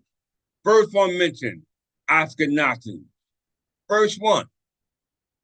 First one mentioned, we just got finished talking about them. So that's all I need to show you on that. Dealing with Berber Jews. They are not Berbers based upon what the Ashkenazi wrote in that encyclopedia in 1911. Because this was based off the information that they received their enlightenment. All right. And then they spread it around the world, but didn't want to tell them that that we were the actual Berbers. They became Berbers, as we see here, through the 1950s and 1970s, and immigrated through the Jewish diaspora around the world. Because it said it went Western.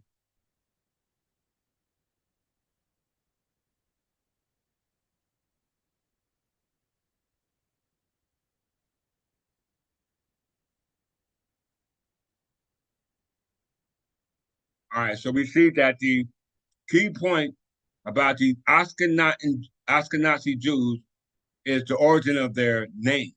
Okay, this is the key point. The name Ashkenazi derives from the biblical figure of the Ashkenaz, the first son of Gomer, the son of Japheth, the son of Noah. The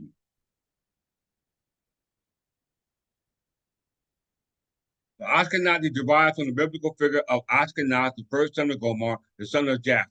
All right, the son of Japheth, one the son of Noah. All right, very important for y'all to not forget that point. This gentleman called Oso Duro, let him stay. He can stay. All right. I like when he comments. He can just stay. I like to hear him ramble on. All right. The name Ashkenazi derived from the biblical figure of the Ashkenaz, the first son of Gomer, son of Japheth, the son of Noah, and Japhetic patriarch in the tables of nations. All right. Because Mr. Asuduro, I went to your channel of Anglo-Saxons and history concerning Anglo-Saxons based off the channel that you gave to me. And that's to get the gentleman who was actually speaking on that channel. Look, if I'm not mistaken, like he was from Ireland or Scottish or Nordic descent. Okay, that's what he looked like to me. So I can care less what he said because we know he's a part of the Ashkenazi Jews, which came about through the Carolingian unification. The Carolingian unification. Hmm. King Kong, huh? Yeah, yeah. King Kong was the Burger King you were talking about, which was the House of Burgers. That's who you should be referring to as the Kings of Burgers. All right, the Virginia Assembly, who immigrated to the land in which the burgers were on. Why? Because I'm gonna prove it without a shadow of a doubt. So I'm gonna let you stay because I like it. Right? I like it. Let's deal with it. Ashkenazi Jews. All right, which now want to call themselves Berber Jews, but that's not what they said in that encyclopedia. All right, they said the Berbers go back to the Stone Age. All right, the Berbers goes back to the Stone Age. We must not forget that. We know that Ashkenazi Jews who are not Berbers because these Jews descended from the son of Gomer, son of Japheth, which won the soul of Noah, and Noah had three sons. All right, Noah had three sons. So if Noah had three sons, let's go to that. All right, let's just check that out.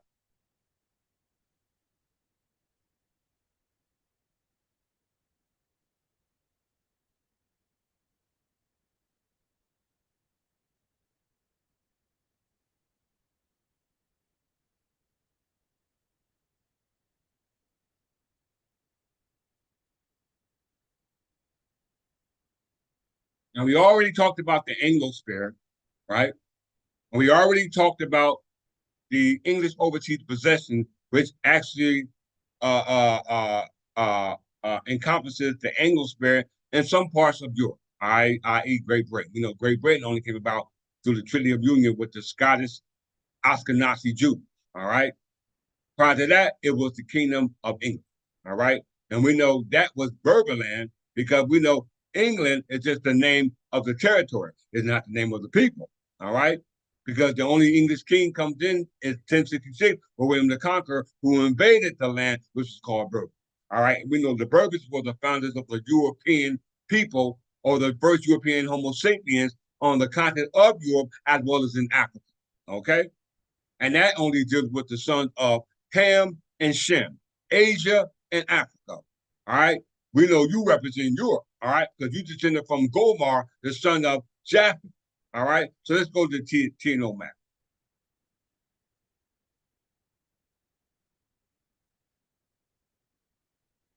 A TNO map, which we call the crucible globe, which is what you see when the king's holding the globe with the cross on top of it.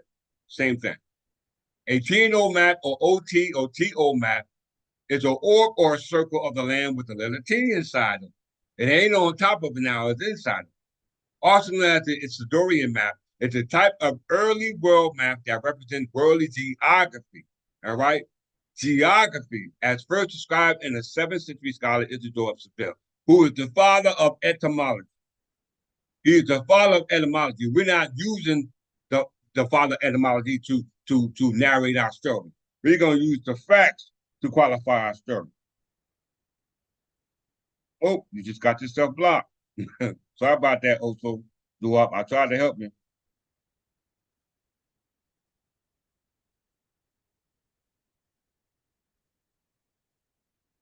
A later manuscript added to the name of Noah's sons, Shem, Japheth, and Chem.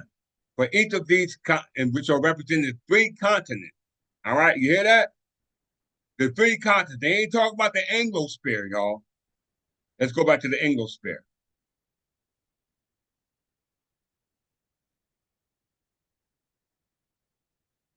They ain't talking about this. This is not even known yet. All right? This is not even known about right now. You know what I'm saying? The Anglosphere. All right? What they now call North America.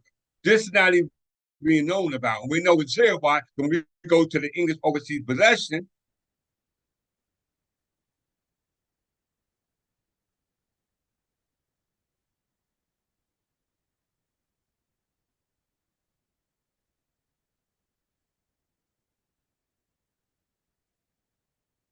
English overseas possession, it didn't say Great Britain.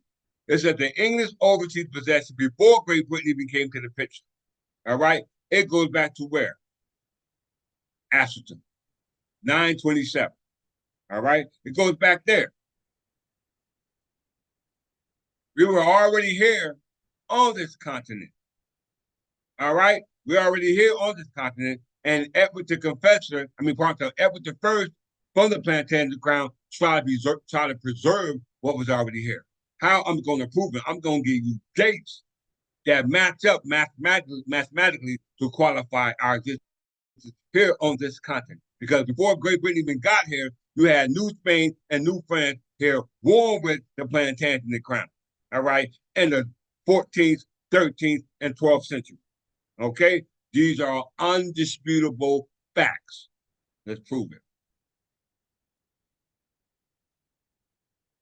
Go back to Tino map. He who writes your book sent the story, and apparently the Ashkenazi Jews are telling our story. All right, they're telling our story because Scotland is in Europe. All right, it's in Northern Europe. It ain't in Asia. It ain't in Africa. It's in Northern Europe. All right, and we know Scotland and Northern Europe was first inhabited by Ashkenazi Jews in the 18th century, and from that time they gained their enlightenment about what existed before. Prior to that, the only enlightenment they had was based off immigration and migration. All right, going back to the Jewish diaspora, going back to what we're talking about right here. All right, we're talking about it right here.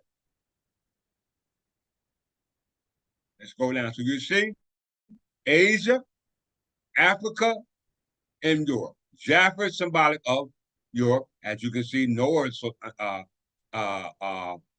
Ashkenazi Jews, son of Gomer, son of Jaffa, which is right here.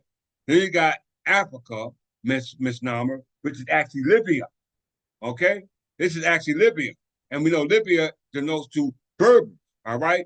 When you turn it clockwise, right, this will be on right here, which we're going to see a display in a second. Right?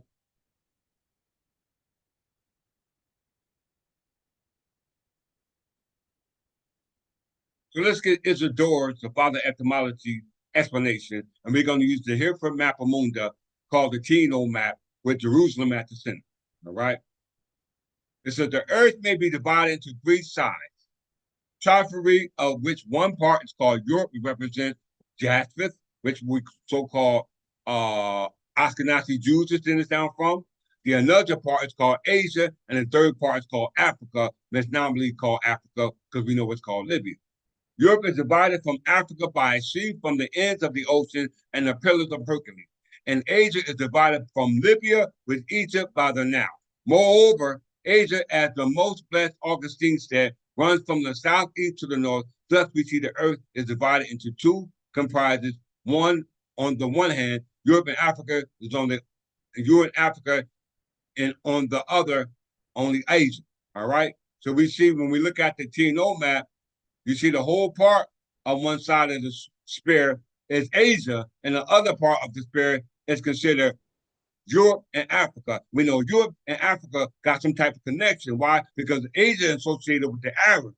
Europe is associated with the Ashkenazi Jews, and the Africa is associated with the Berbers. And we know Ashkenazi Jews are trying to be Berbers because their enlightenment came from the history of the Berbers, which goes back to the Anglo-Saxon Berbers of Europe.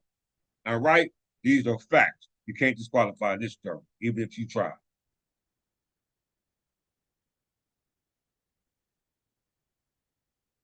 Go down a little further. So let's look at what Isidore says in regards to Europe.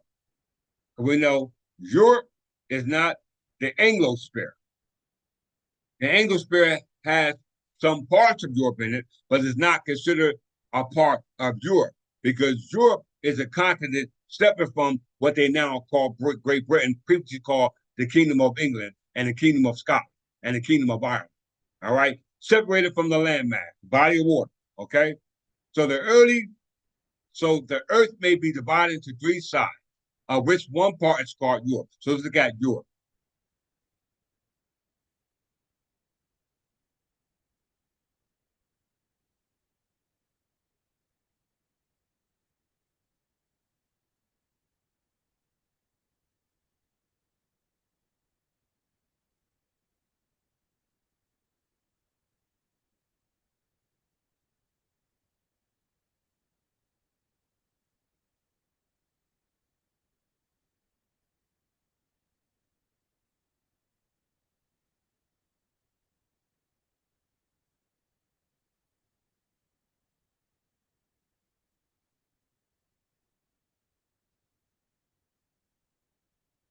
Everybody can see. Look at the map.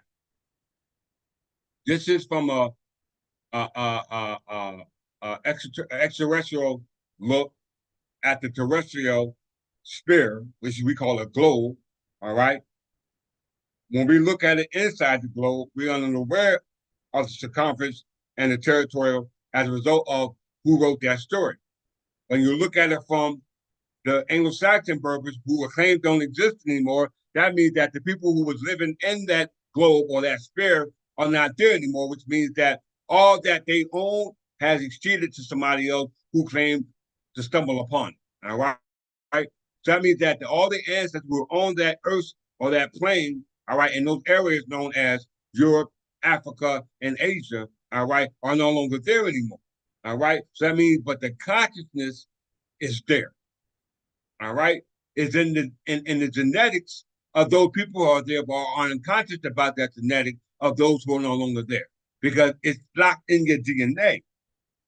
It's locked in your DNA, which we call mitochondrial DNA, which is also what we call cell lineage. All right, and the cell lineage of us is Berbers, what they call Libyans, not Egyptians, not Moors, nothing but Berbers.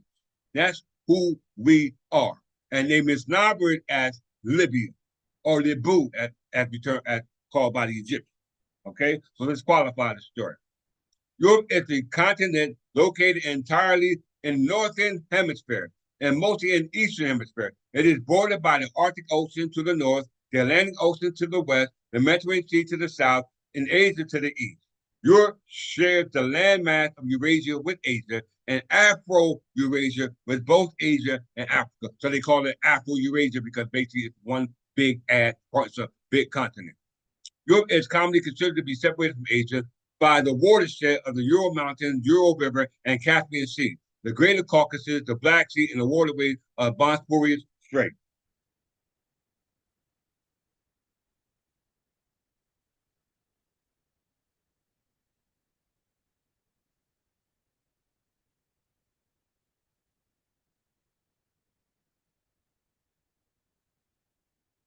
As we can see, the map to your left, a reconstruction of an early world map made by an Anaximander of the 6th century BCE, dividing the known world into three large landmasses, one of which was named Europe. You see Europe, you see Asia, you see Libya. Europe represents Jaspis, Asia represents Shem, and Libya represents Ham, what you call the Egyptians, right? As you can see.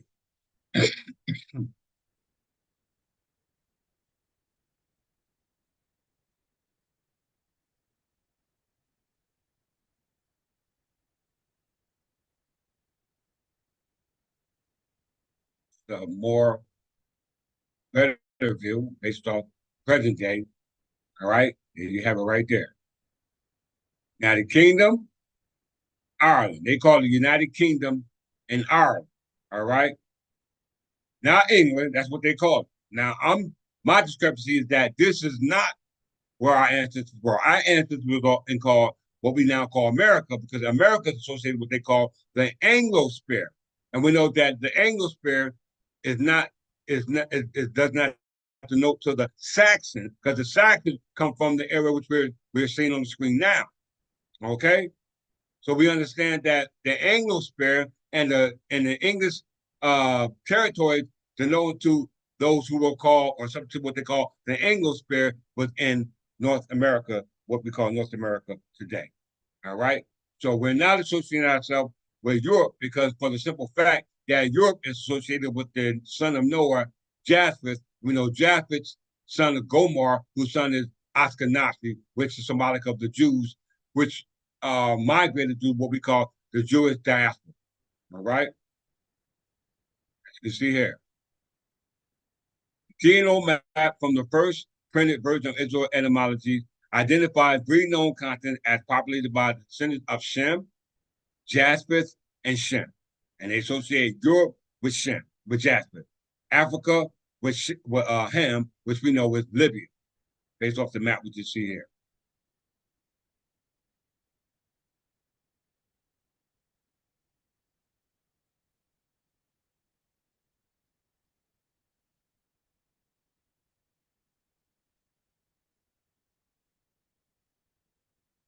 Now we've seen Europe. Let's go to Asia.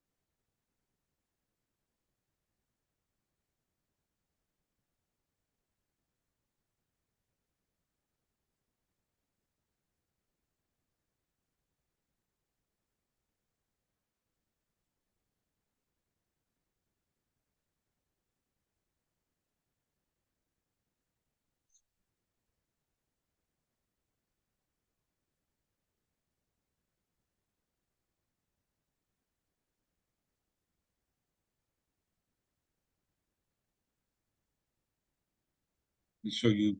I don't know if I showed you Europe. Did I show and display Europe on the screen?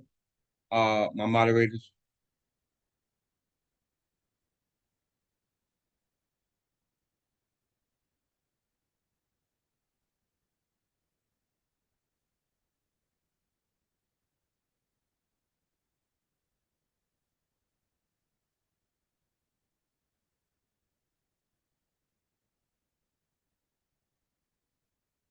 That showed the Europe continent on the screen. Let me just show it again.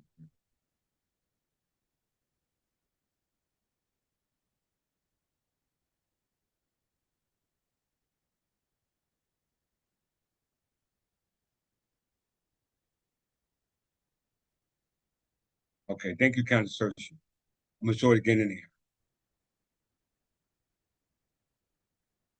As you can see, continent of Europe is lit up in green. Okay, Move out of that. Let's go to the continent of Asia. But Europe is symbolic of jasper, all right, based off the TNO map. Now we're going to Asia.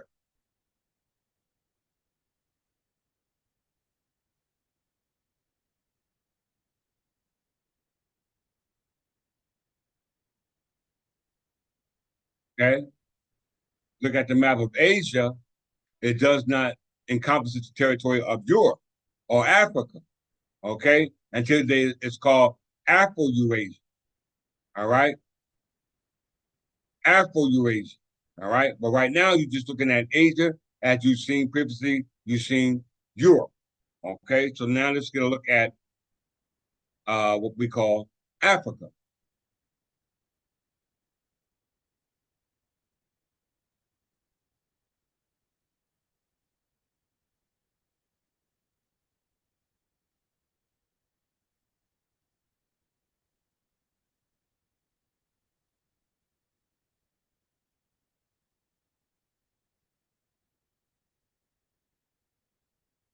This is Africa, the continent of Africa. Well, the continent of Africa is not the continent of Asia, and the continent of Asia is not the continent of Europe. Okay, based upon the TNO map. All right, even though the TNO map goes back to, as we said, the mappa mundi. All right, let's go back here.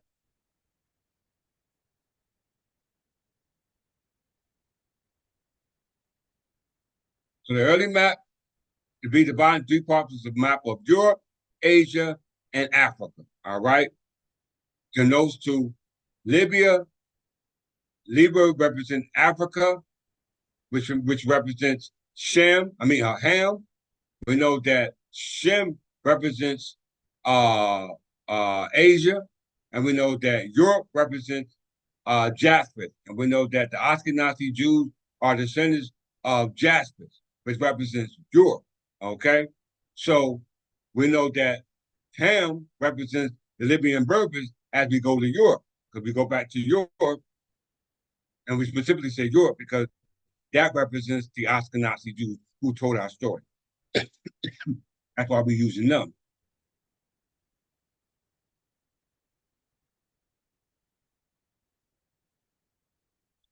And we use the TNO map to prove that. See here, back to the map. Europe for Jaspis, Asia for Shem, and Libya for the Egyptians. Okay? Libya for the Egyptians. The Egyptians called them the Lebu or the Tehanu. You know what I'm saying? But we call them Berbers. All right? The Europeans called them Berbers. All right? The Asians called them Barbara. All right? Now called Moors. So you got to recognize the term, how they use it, and how they associate it with a geographical location, because that determines your fate, right? Let's get to it.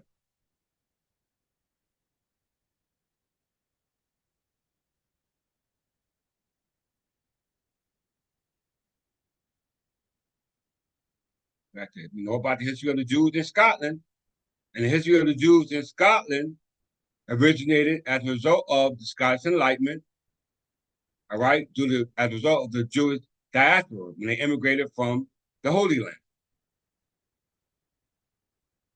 This is the Middle Ages and the union with England. There is only scanty evidence of a Jewish presence in the medieval Scotland. In 1180, the Bishop of Glasgow forbade, that's one of the places that they said they settled in, the Ashkenazi Jews, right? They said it was Glasgow and Edinburgh.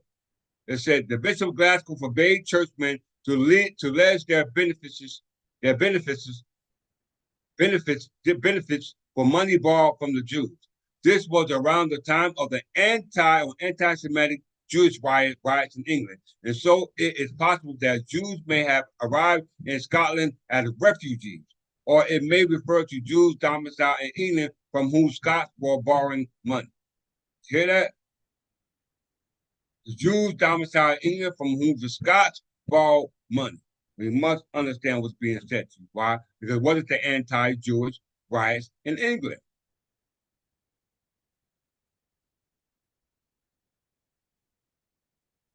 This goes back to the history of the Jews in England. Let's go there. We talked about this yesterday. We have to go through it again.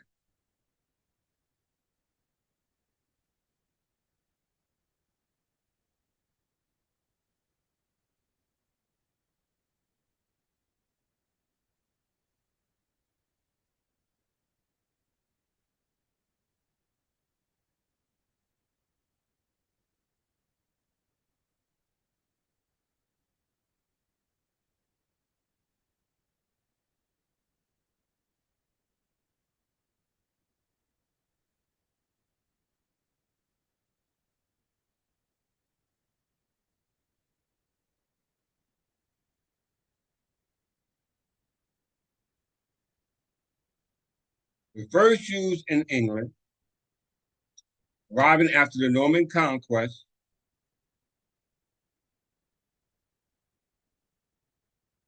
the first Jews in England arrived after the Norman conquest of the country by William the Conqueror, the future William I in 1066.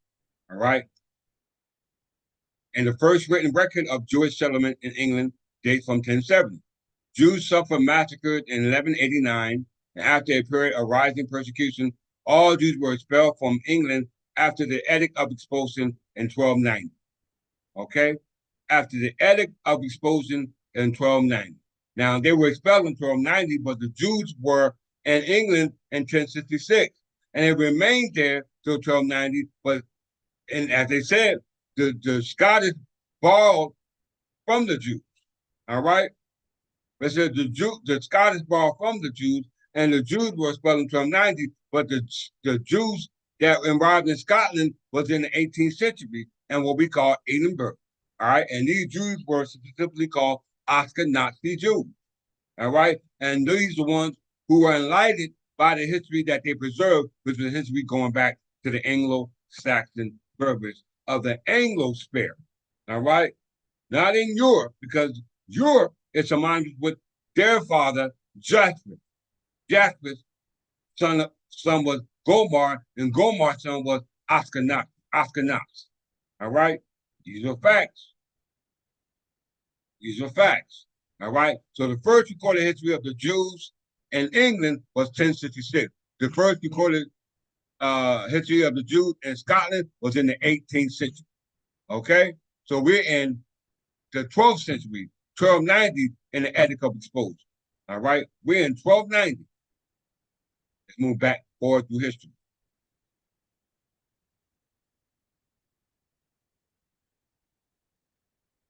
The experience of English Jewry was particularly significant both in terms of its political, economic, religious, and social importance in England as a whole, and in terms of the development of anti-Semitism. Many false accusations associated were developed in England in this period, and prejudices were more deeply felt than in other parts of Europe. Most notorious in the accusation of ritual child murder, but also included in the association of Jewry with international conspiracy and magic. Anti-Jewish prejudices were expressed in some of the earliest and most elaborate devotional artwork to do so at Lincoln Cathedral and Cloisters Cross, for example, or more recently identified by Hirsch's Mappa Munda, which is the map we just seen, dealing with the three continents of Libya, Europe, and Libya, Europe, and Asia, which represents the tribes of Noah, which is symbolic of Shem, Japheth, and Ham, which we know Ham is Libya. We know Europe is the Ashkenazi Jews. We know Asia is dealing with the Arabs. Okay?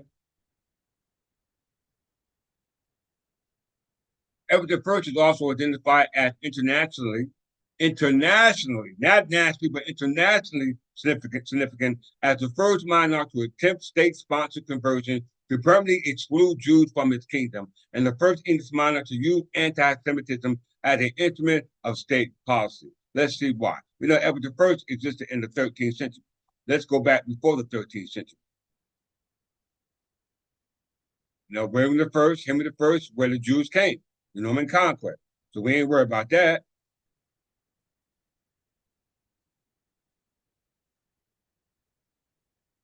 You know, we know that the Ashkenazi Jews are associated with the Crusaders, which Josce said, which goes back to the what we said, the Carolingian unification, which denotes what we call the Carolingian Empire, all right, in the 7th century BC. I mean, 7th century AD, all right? We'll talk about it in a few.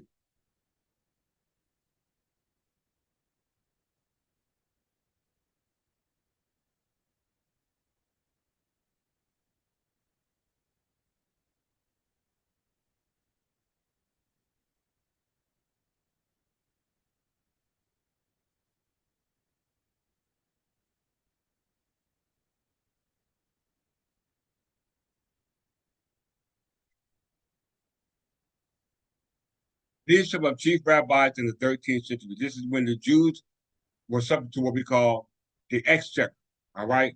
The exchequer of the king, all right? This is deals with the exchequer of the Jews, all right? We know that the Jews were the king's property. So that's why you had the exchequer table, all right? It says Jews were allowed to have their own jurisdiction, and there's evidence of their having a best dean with 3 judges. Reference is made to the Parnas president and Gabi treasurer of the congregation, and to scribes and chirographers. A complete system of education seems to have been invoked. At the head of the Jewish community was a chief rabbi known as the presbyter of all Jews of England. He appears to have been selected by the Jews themselves, who was granted a condelier by the king. The latter claimed, however, the right of confirmation, as in the case of bishops. The Jewish presbyter was indeed, in a measure, a royal official holding the position of an advisor as regards to Jewish law to the exchequer of the Jews, as the English system admitted the validity of Jewish law and its proper spirit as much as it did that of canon law, which i.e. ecclesiastical law. And we know that the reason why you had the Clarendon Constitution and the assize courts of the Clarendon was created by Henry II as a result of the Jews of the Roman Catholic Church not want to abide by the laws of England and the government that was established by England, which was a religious church under the authority of what we call the crown. Okay, the crown. Under 1205. As early as 1199, Pope Innocent III had written to all Christian princes, including Richard of England, which is Richard I, son of Henry II, calling upon them to compel the remission of all usury demanded by Jews from Christians. This would render the Jewish community very existence impossible. On the 15th of July, 1205, the Pope laid down, this is the Pope talking, the principles of Jews were doomed to perpetual servitude because they had crucified Jesus. All right? This is in the 13th century, y'all, and they talking about the Jews are being persecuted for crucifying Jesus. And who's doing the persecution? Not just the Pope, but the Pope is aligned with the Plantagenet king, John, the son of Henry II, the son of Godfrey V, Count of Anjou, son of Folk, the ruler of Jerusalem. They are all family, all right? In England, a secular power soon followed an initiative of the church. John, King of England, yes, John, King of England, having become indebted to the Jewish community while in Ireland, at first treated the Jews with a show of forbearance. He confirmed the charter of Rabbi Josce and his sons and made it apply to all the Jews of England. He wrote a sharp remonstrance to the mayor of London against the attacks that were continually being made upon the Jews of that city, along of all the cities of England. He reappointed one Jacob archpriest of all the English Jews in 12th of July, 1199. So this was something to what we read previously. The presbyters, all right, of the Jews, which is what we call Sephardi's, is another one.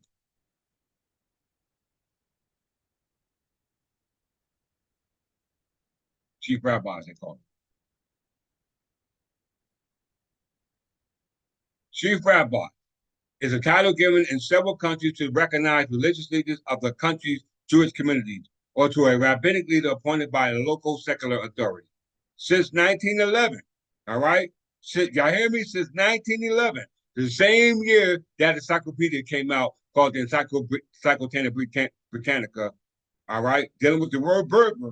says since 1911 through the capitalization by Ben Zion Mir Uziel, Israel had two chief rabbis, one Ashkenazi and one Sephardi. All right. Once again, one Ashkenazi and one Sephardi. So that goes back to the Berber Jews. All right. Because in 1911, that article about the Berbers didn't mention anything about Ashkenazi or Sephardi. All right. The only thing they mentioned about the Berbers was the government called Jimma, which is called Written or Rittima, and Kanun, which referred to as we call the uncode of the Magna Carta. Right? These are facts. Didn't make this up. Let's continue.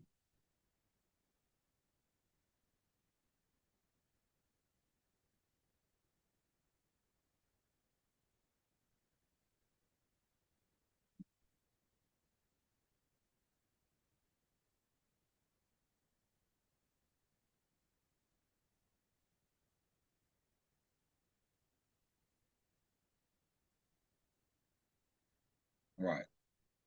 But why is this important? We know that the Ashkenazi Jews, which are now trying to be Berbers, and we know the Ashkenazi Jews who are associated with the Scottish Jews, and we know the Scottish Jews came in the 18th century to Edinburgh, where this encyclopedia came about to what we call the Scottish Enlightenment or the Ashkenazi Enlightenment. Because prior to that, we was told in the 1209 by King John, the Plantagenet king, that they crucified Jesus. All right? They crucified Jesus. We know that they were expelled in 1290. All right.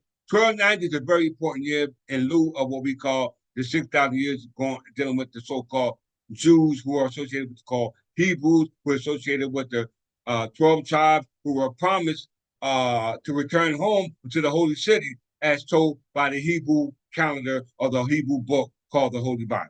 Okay. So we have to go back and revisit that story as well. Okay, so we can bring this all home.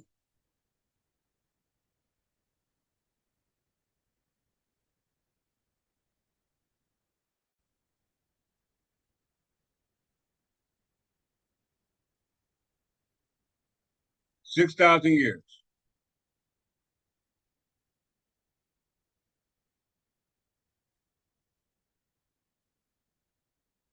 According to the classical Jewish source, the Hebrew year, and we're talking about Ashkenazi Jews, no matter what set you're talking about, the Hebrew year 6,000 marks the latest time for the initiation of the Messianic age.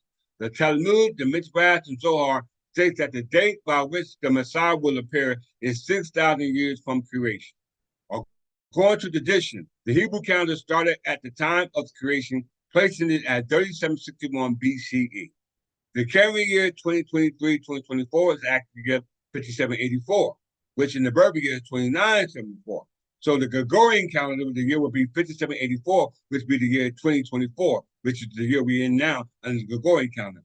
If you go back to 1 BC under the Gregorian calendar, which in the Berber year would be 950, the Hebrew year will be 3761, which will be the year of creation, which I'll show you in a second. All right. But they said the current 2023 and 2024 Hebrew year is 5784. By this calculation, the start of the 6,000 year will occur at nightfall on the 29th September in 2239. All right. And the end will occur at nightfall on September 16th, 2024. All right. Now we got to remember when they talk about 2024, you got to be using the Berber calendar. All right.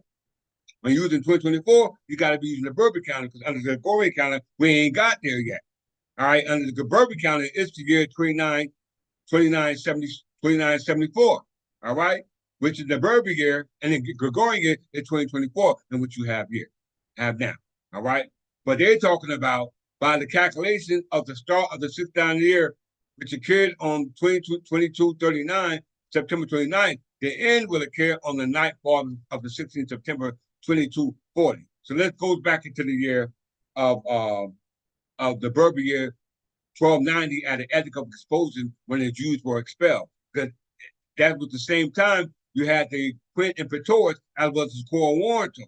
And we know Quint Imperators was a law passed by Edward I, son of Henry III, that said that you cannot alienate land and only pass it to pass by operation of law, meaning you can only substitute it, you cannot subjugate it. And subjugate it means to sell. All right.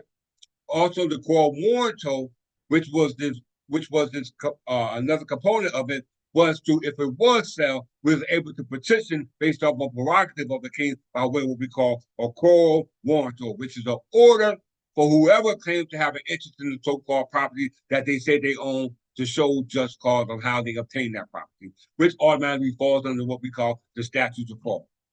Okay? These are facts. Let's go to the year 1290.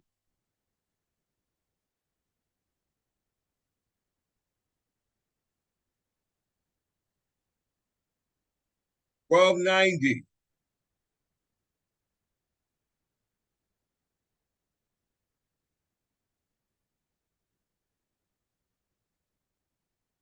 You see what's going on in Britain. July 18th, Edict of Expulsion, King Edward I, known as Longshanks. We know that the Ninth Crusade was Edward Longshanks' crusade prior to the Eighth Crusade. That was the crusade of Louis IX, who ended the War, the Plantagenet War, in 1259, right? Based on what we call the Capitan Plantagenet rivalry. That was in 1259. We're in 1290 now, all right? 40 years later. All right. On July 18th, you had an Edict of Expulsion from the Ashkenazi Jews from England. All right. And the Berber year is 2240. All right. It's 2240. All right. And the English Street now year is Edward the First, which we know is the Berber because the calendar they actually use it is the Berber year because the English didn't come until 1066. All right. So going back to what we talked about, what we were at, 6,000 years, the year 1290 is actually the year 2240 in the Berber year.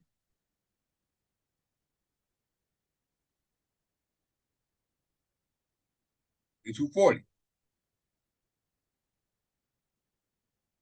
So 16th of September in 2240 is actually in the Berber year 22, I mean, what's it, 1290, which was just seeing a correlated calendar. But most of y'all won't believe that, so we got to start from fresh, right? Let's start from fresh using the calendar to calculate through mathematics the time of the existence of the Berbers and the expulsion of the Berbers by erasing the identity of the Berbers and now associate the identity of the Berbers ID characteristics with the Berbers of the so-called Jews who are light-skinned, identify as what we call white people. Okay? White people. So we know 1290 is actually the year 2240. We know in 1290, which is the Berber year 2240, the Jews were expelled. Right? The Jews were expelled.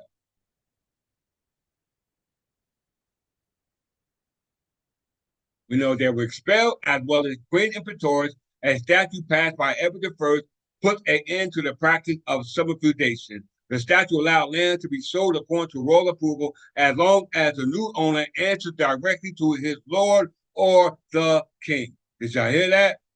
That's why you have the statute of Edward I and New Jersey's revised statute. That's why it's there. All right? Because it was subject to the Clarendon Constitution, all right, of 1164, all right, which comes before 1290, which is based in and rooted in religious clause, which you call the First Amendment, or which we call the Establishment Clause, because the Establishment Clause is based upon the president of the Clarendon Constitution, with the Scottish monarch or the Ashkenazi Jews, which are Scottish descendants, which Scottish descended down from, which they call the Bill of Rights of 1689. All right, these are facts. You can't dispute these. Let's go back to 1 BC.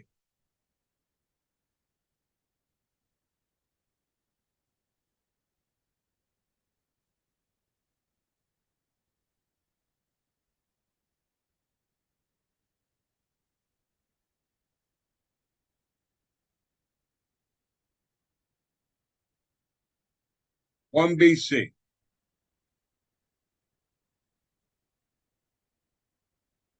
1 BC in the Berber year, i.e. the Anglo-Saxon Berber, is 950. All right. According to the Jews, the Hebrew year is 3760 and 3761, which means the creation of the world. Okay? The creation of the world. All right? It's very important to understand what's going on. At this time, Jesus is born. And on the 1209, when the Jews were in England, we said that King John said that the Jews crucified Jesus. Now, the birth of Jesus in 1 BC in the birth calendar is 950. And we know that King Edward the Peaceful, who existed in 950, he was born in 943, and our Jesus Christ was on the reincarnation because the spirit of the anointing of Christ reincarnates every 1,000 years. Okay? Every 1,000 years. So the Hebrew calendar, the creation of the world is being created. Adam and Eve is being created. All right. That means the sons of Noah, Shem, Ham, and Japheth are being created. All right. Where we are already in existence. How? Because the year is 950. All right. 950. And the 950 is 950 AD, Annos Dominios. 950, not 950 BC, right? Because if it was 950 BC, this would take you back in time to what we call the 23rd or the 22nd dynasty of Egypt. Did you hear what I said? If it was 950 BC, it would take you back into the 22nd or the 23rd dynasty of Egypt. So if it did, just say it did, that means you will be here. 753 BC. Could be in 1 BC. So if you go, if you're using, if you're going back in time, if the year is AD, 950 AD, and we're using 1 BC, and we're talking about the birth calendar was in 950, right? According to this time that we're living in, which was King Edward the Peaceful, and the ab urban condition means the founding of a city. And the founding of the city, if we're in BC, must go back to the year of 753 BC of the founding of the city. So let's do that.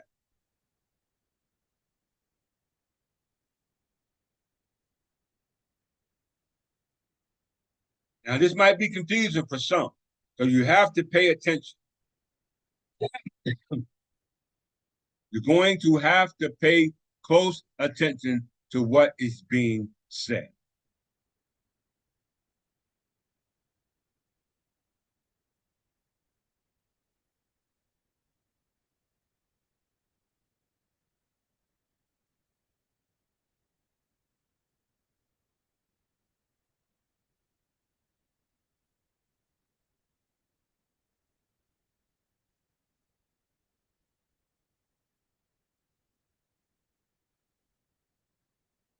So we know 950, if 1 BC is 950 in the Berber calendar, and the urban conditioner of the founding of the city is 753 BC. So we must go back to 753 BC, which we're looking at now.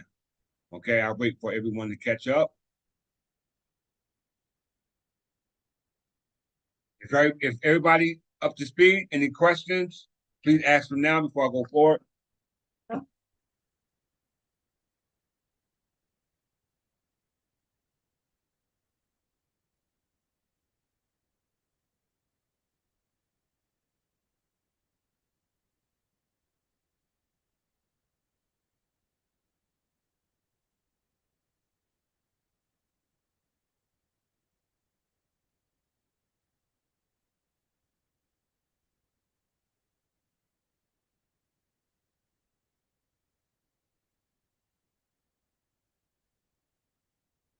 753 BC.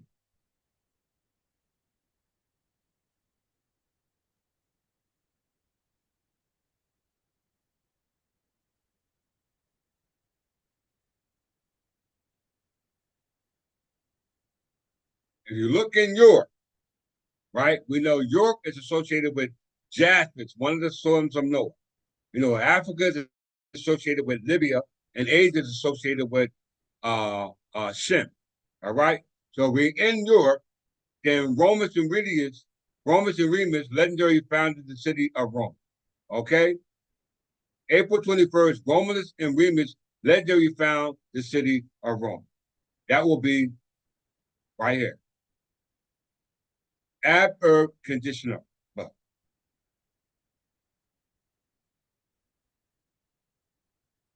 Okay?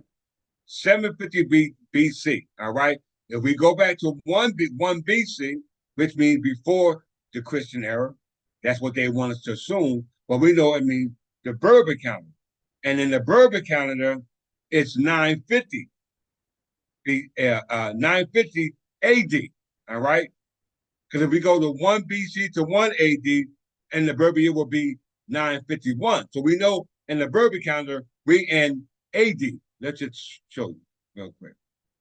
1 BC, 1 AD.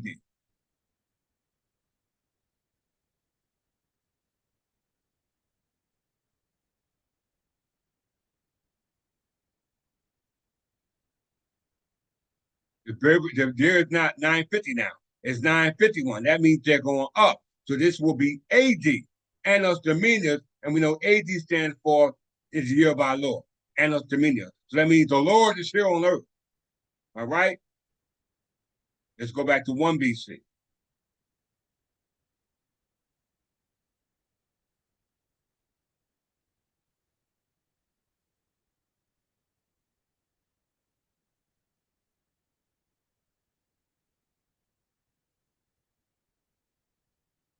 Lord is here on earth as well. He just ain't of age yet. All right? So 1 BC on the Gregorian calendar and the Berber calendar is 950. All right? It's 950. But the ab urba conditioner is the year 753. And we know it's got to be 753 BC because the year is 1 BC, not 1 AD. If it was 1 AD, then it would have to be the year 753 AD. But it's not. It's 1 BC, so we have to go back to the year 753, which is in the Greek year, the 194th Olympiad. We know the Egyptians are Greeks, and the Greeks are not Berbers. All right? The Greeks are not Berbers. The Greeks or the Egyptians call the Berbers Lebu.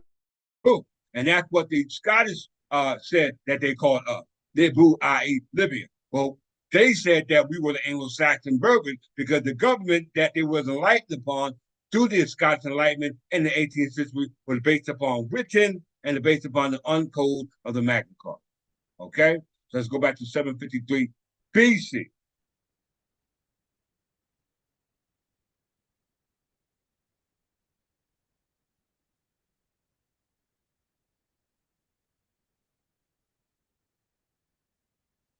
All right, hold that thought.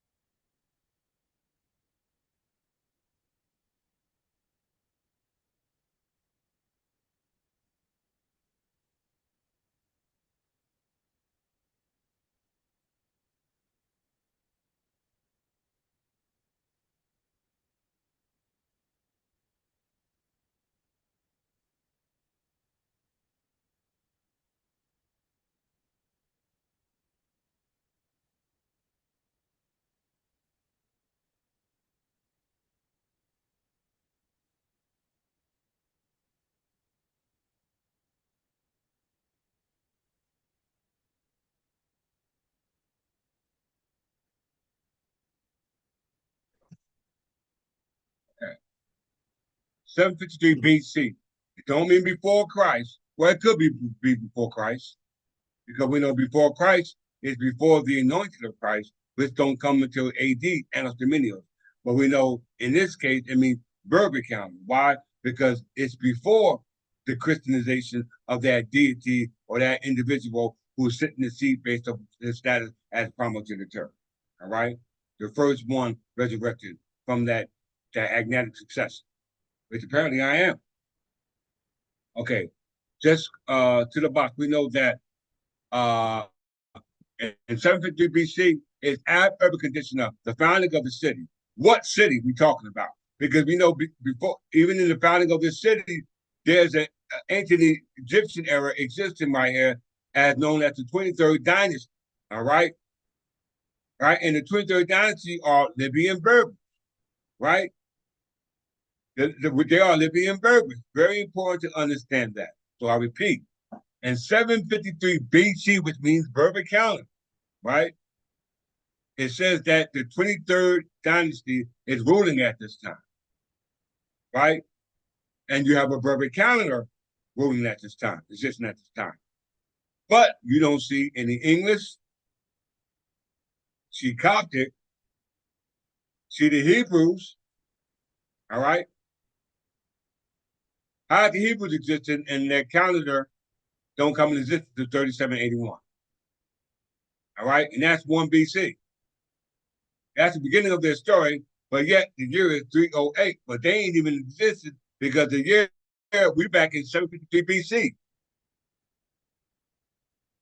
And the person or existing at that time is the 23rd dynasty, and they are known as what? The Mesres tribe. But what we must not take our focus off is this ab urb conditioner, because it said right here who was founded at that time. Romulus and Remus, the founding of the city of Rome.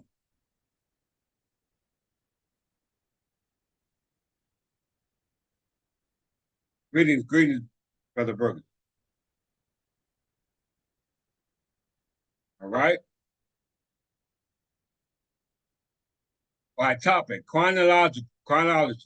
Beginning of Roman ab urb conditioner calendar. So the ab urb conditioner calendar started in the 23rd dynasty, but for them, it became the first founding of their city when we were ruling in the 23rd dynasty of Egypt. All right.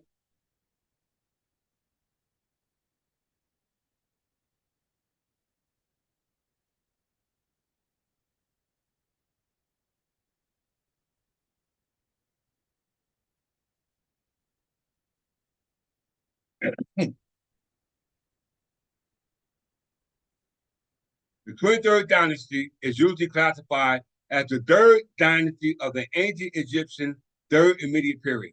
This dynasty considered of a number of Meswest kings who ruled either as pharaohs or as independent kings of part of the Upper Egypt from 880 BC to 720 BC and pharaohs from 837 BC to 727 BC. This is also at the time of the exodus of the so-called Ashkenazi Jews, all right, when they were left Jerusalem, all right, or Egypt, because we know Egypt was ruled by the Meswest king until the Assyrian conquest in the 5th century, okay? I'm about to qualify that.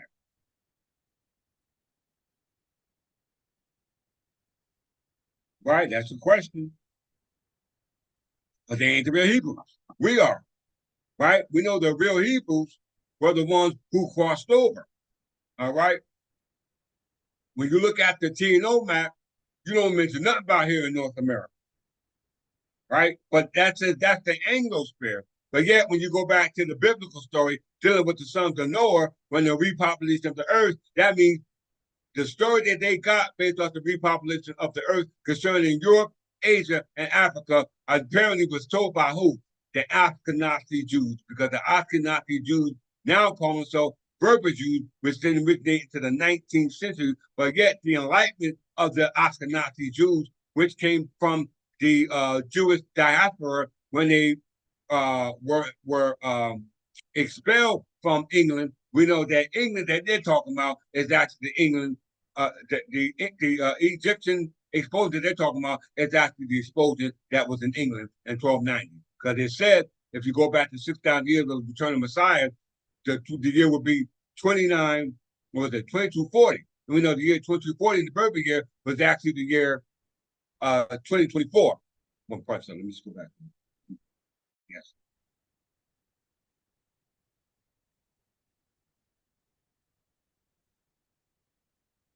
From 90. Edict of Expulsion of the Jews in 1290 was actually the Berber year 2240. And we go back to the 6,000 year story as the Ashkenazi Jews told. They wrote it. They knew what was going to happen.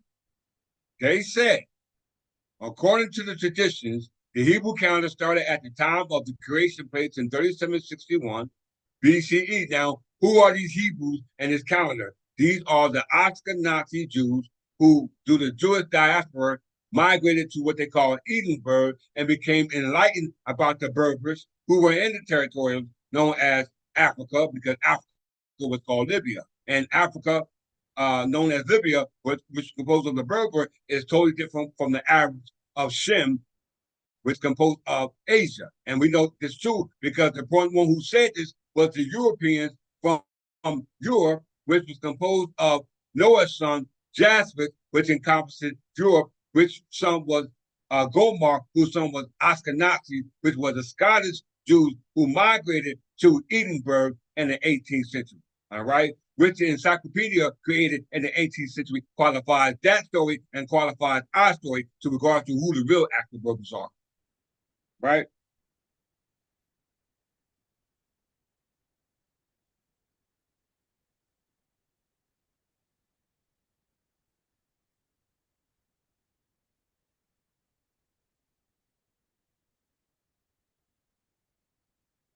So according to the tradition of the Hebrew calendar, starting at the time of the creation, places at 3761 BCE. And the Berber year, that's 1 BC. And the Gregorian year, that's 1 BC. And the Berber year, that's 950 AD. All right? So you got to know what you're talking about. Then it states the current 2023, 2024, which is this year, Hebrew year, is 5784, which is the case, according to the Hebrew calendar. So this year, 2024 is actually the beginning and the end of their story. All right? 2024 is over. It is over. And by that calculation, the start of the 6,000 year would occur at nightfall on the 22nd of September 2239 and end would occur at nightfall of the 16th September 2240 on the Gregorian calendar. So let's go to the Gregorian calendar, 1290.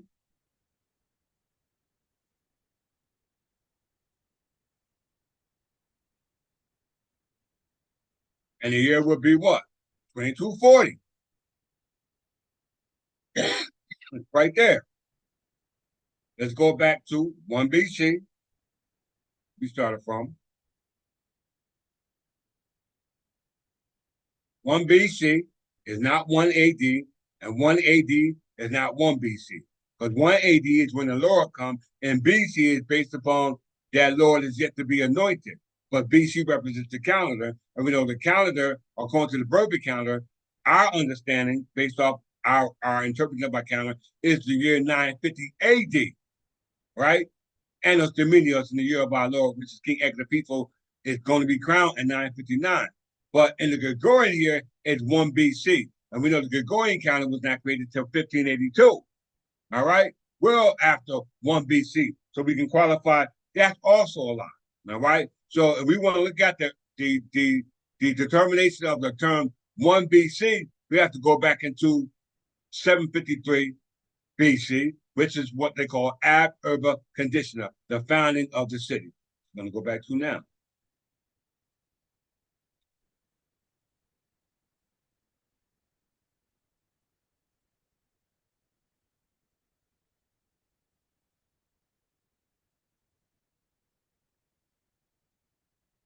This is the first year for the founding of the city of Rome, which was established by Romanus and Remus.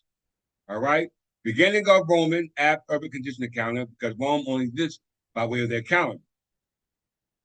And it was on April 21st of that year, Romulus and Remus legendary found the city of Rome. All right? Which is why they got the year 1. Okay? But at the same time, the 22nd dynasty is ruling versus the Mesh-West tribe of the Libyan Berbers. Let's prove that, the qualifier. Let's go to Mesh-West.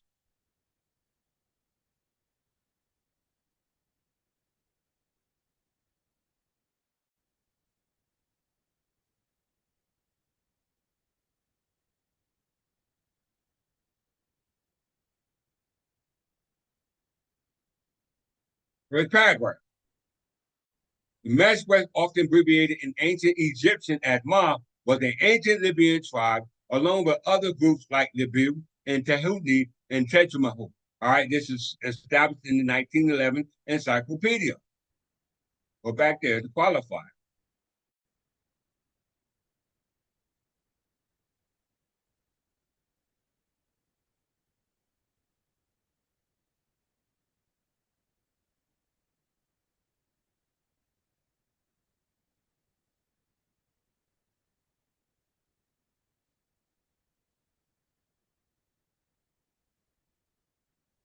Yeah.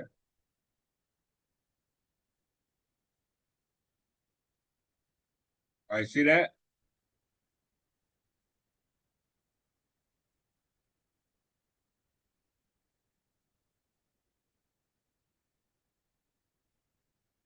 To the Egyptians, they were known as Libu, Mashwasha, Tamahu, Tahunu, and Kahaka. A long list of names is found in Herodotus, and the Romans called them Numide, Gatululi, Moray, terms who have been derived respectively from the Greek, who were nomads, just like the Arabs. The, the name Guadola of Great Berber tribe in Hebrew, Maor in West. All right. So we show you that the Mesh-West tribe, the the Egyptians call Libu. All right. The Egyptians call Libu. That's the parent.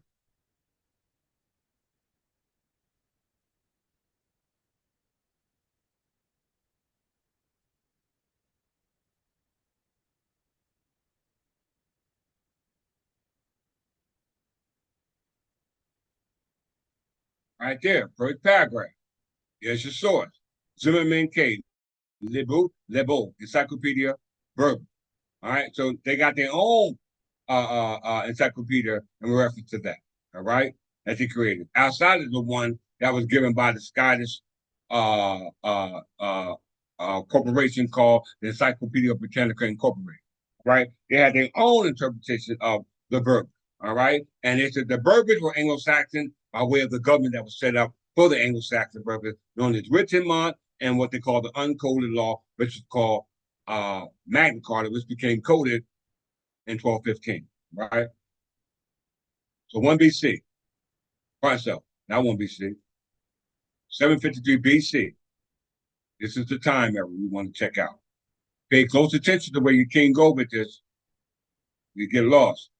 So we know that in 753 BC, that Rome was founded through Romulus and Remus, all right, which is known for the ab-urban conditioner, all right, founding of the city, which in the Berber calendar will be the year 198, 198 BC. All right, it will be 198 BC. All right, so once again, 753 BC and under the Egyptian will be the year of the 23rd dynasty, which were Mesh-West Libyan Berber, right? And the Berber year, according to the one telling our story, is the year 198. All right. But the year of the founding of the city of Rome under Romulus Aurelius is year one. So let's go to 198 BC.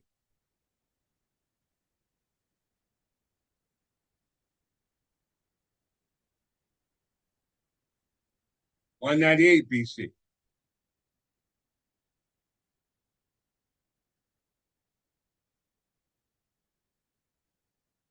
198 BC is actually the Roman calendar because you know the Gregorian calendar to get here to 1592. So 198 BC is actually the time of the 33rd dynasty of ancient Egypt. The Berbers are taken over now. Why? Because Rome, his founding in 753 BC, had been in existence for over 556 years. From 753 BC to 198 BC, they have been existing for 556 years. All right. But in the Berber year, it's 753 AD. Because if it's 198 BC, then the Berber year will be 753 AD. All right. So and from 753 BC, when the 23rd dynasty was being ruled by the Mexican dynasty called Berbers, Rome made its founding and the founding of city of Rome and what we call the year one. All right. And from the year 1 to the year 556 brings us to the year 198 BC of the Roman calendar, because we know the Gregorian calendar didn't exist until 1582. And in the Berber year, it's now 753 AD. So from 753 BC to 198 BC to 753 AD was all used under what they call the Berber calendar. Greetings, brother DeVere from the House of DeVere. Glad you can join us. Is everybody caught up so far? Did that make sense? I need to know that. Outside of Brother DeVere, who just got in. Did that make sense to everybody?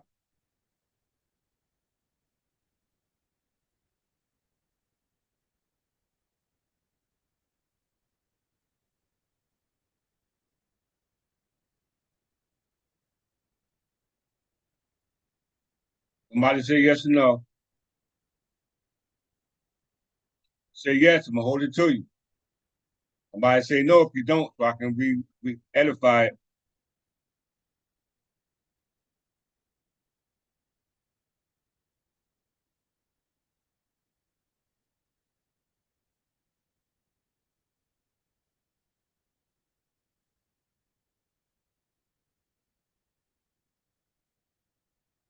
You got to make sure you tracking, Brother Berger, because I'm going to a question on it.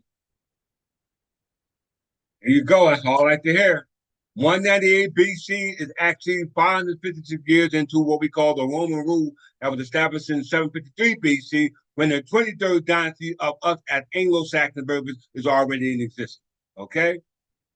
Already in existence because it's now 753 AD. And when you go to 753 AD, let's see how many years have passed since Rome had invaded the Berber territory.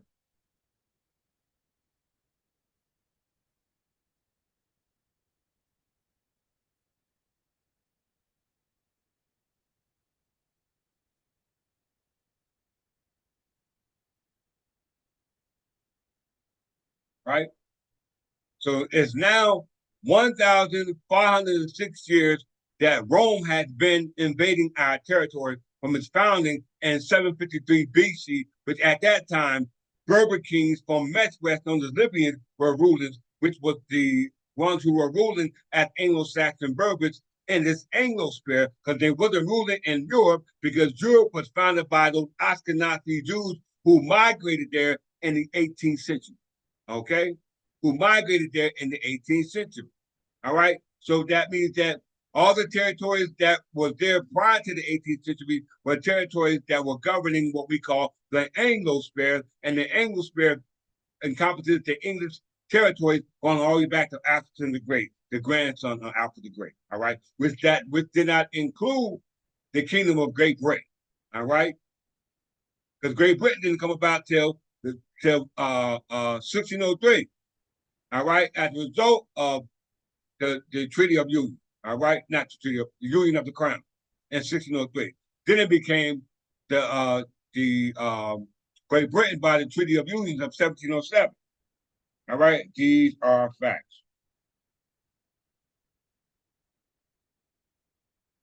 All right, so we see from 753 BC, where the 23rd dynasty was ruling, when they were invaded by those Assyrians, and those Assyrians were those Babylonians who invaded our history by way of them coming from what they call Arabs, which denotes to those who descended from Shem versus those from Libya, because Arabs and Berbers are not the same, nor are European and Berbers the same. Whereas though we have proved that based off the genetic study, it was the Berbers who gave rise to the Homo sapiens from Europe and North Africa. All right. Europe and North Africa. And we ain't even talking about what's going over here and what we call the Anglosphere, what they call America today. All right. So we see from 753, which in the which is in the Berber year, 950 AD, to what we call, let me just reiterate and go back to it, make sure you understand. The 1 BC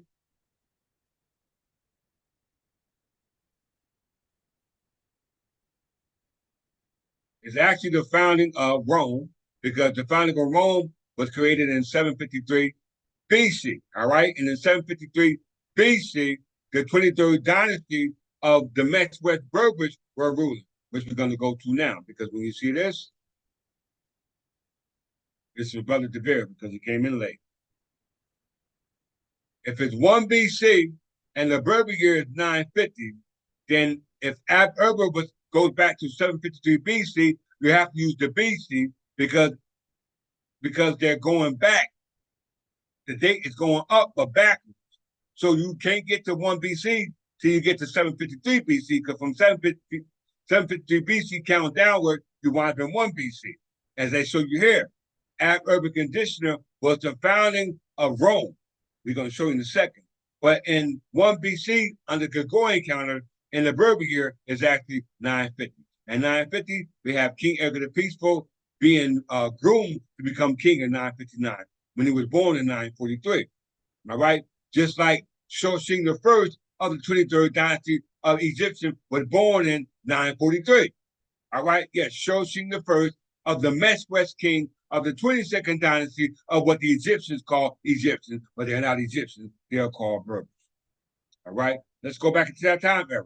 1 BC, which was Ab Urban Conditioner 753, which brings us here. All those who come in late, I'm not going backwards no more.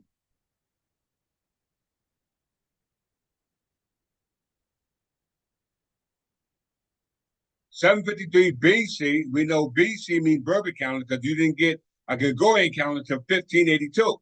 All right?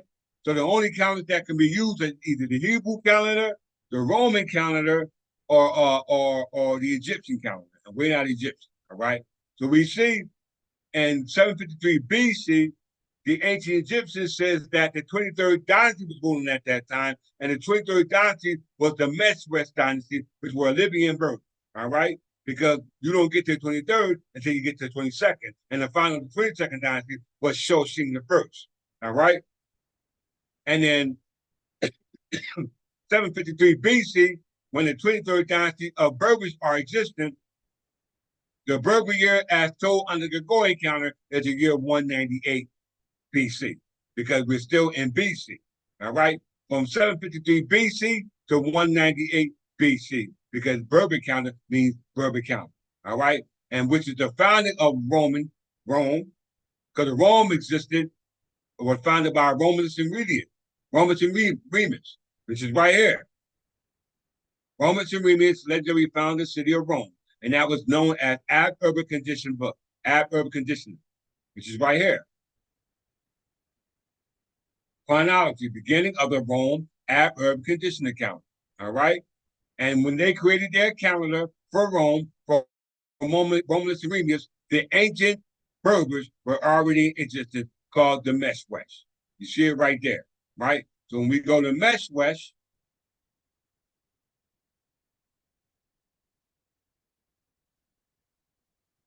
I'm sorry for those who already seen this, but I got to go back to Brother De Vere, House of De Vere. You're looking at the Mesh West was an ancient Libyan tribe, along with other people who want to associate themselves with the Libyan tribe, such as the Libu, Tehulu, and Tejemahu. All right. And this was told in the 1911 Encyclopedia Britannica by the Scottish Ashkenazi Jews, which is right here.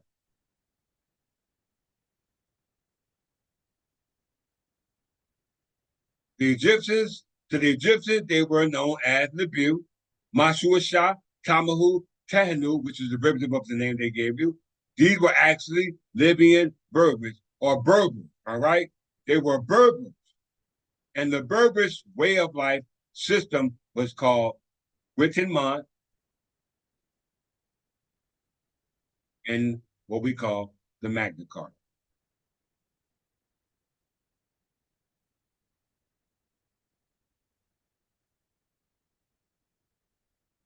See it right there.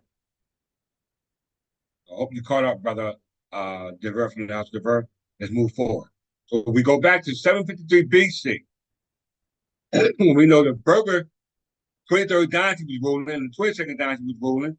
And when they founded the city of Rome in 1 BC, and we know in the Berber year is 198, that means from the 23rd dynasty all the way to the year 198 BC, we are in existence.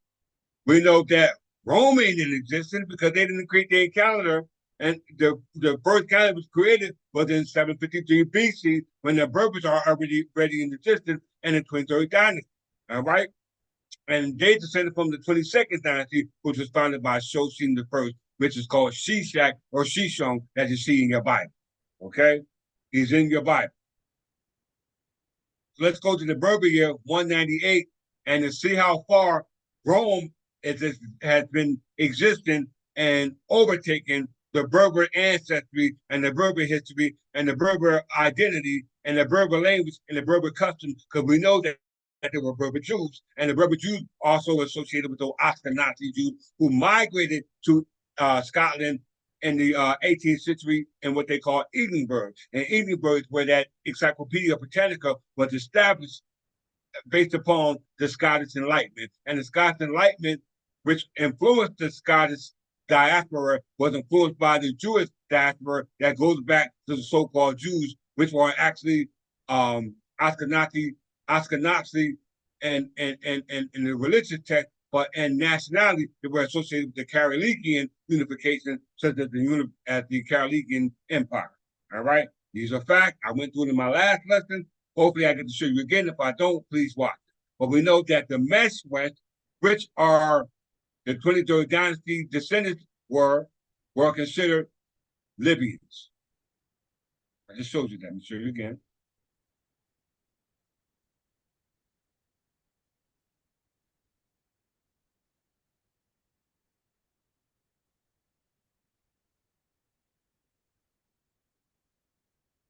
Meshwet, often abbreviated in ancient Egypt as Ma, was named the ancient Libyan tribe.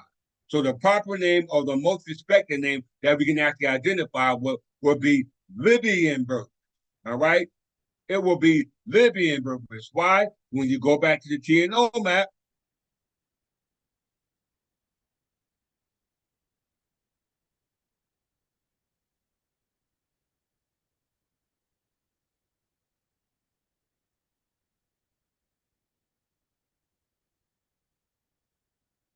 you look at the TNO map, it shows you from Isidore Seville, Father Etymology.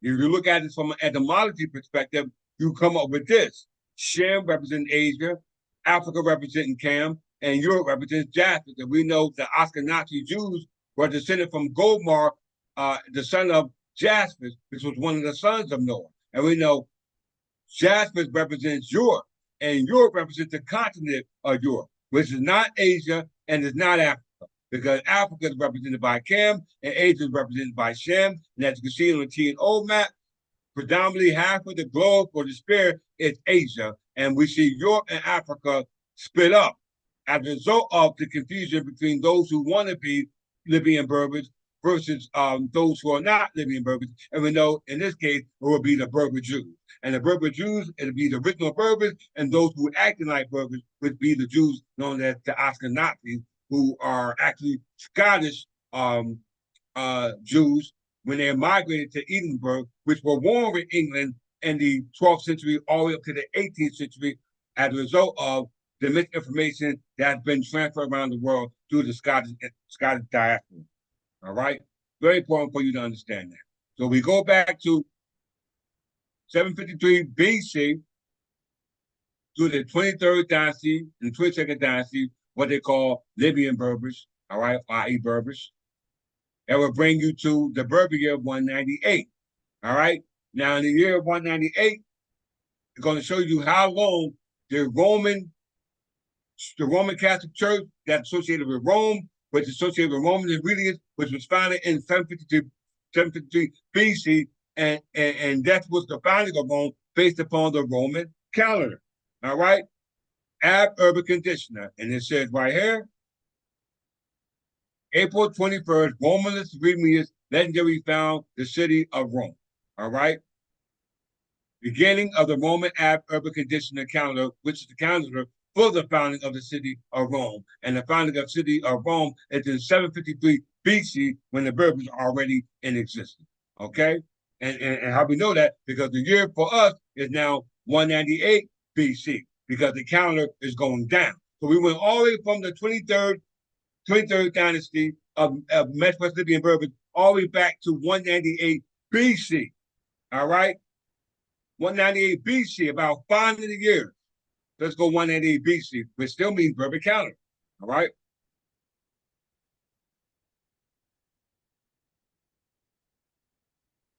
Now, from 750 BC, which was the founding of the Roman city, which would be the year one, we see a 556 years had passed from the founding in the city of Rome in Berber territory, because the Berber territory was the Anglo-Saxon, because the government of the Anglo-Saxon Berber was Britannia, which they wrote in the Encyclopedia Britannica in 1911, which the Encyclopedia Britannica comes from the corporation of the Encyclopedia Britannica, founded in Edinburgh, Scotland, where those Ashkenazi Jews migrated to Scotland when it was already in that territory called Great Britain in the 10th century, when William the Conqueror brought them over here in 1066. And he was the first king of the renowned years of English kings. And prior to that, it was only Berber.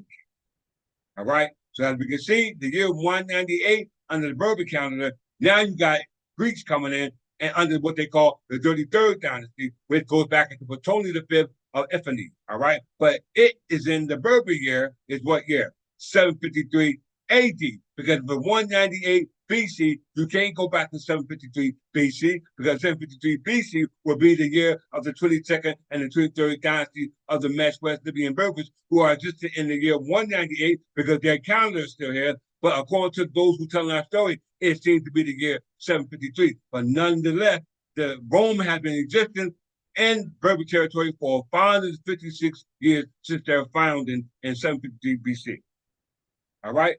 So if it's 753 BC, all right, which is 560 years of Rome being in our territory, we know this because the city of London, where Rome operated, was called Londinium versus London, which was on the other side of the wall, founded by the kings of Wessex and the kings of Mercia, through the conflict going back to the Gregorian mission under Pope Gregory I. All right? These are facts. So let's go to the year 753 AD, since the year is 198 BC, and we're going to see in 753 AD, Annus Dominius, that we are still ruling as king, because in 753 AD, you're not going to see an English renowned year. The only year you're going to see is a Berber king.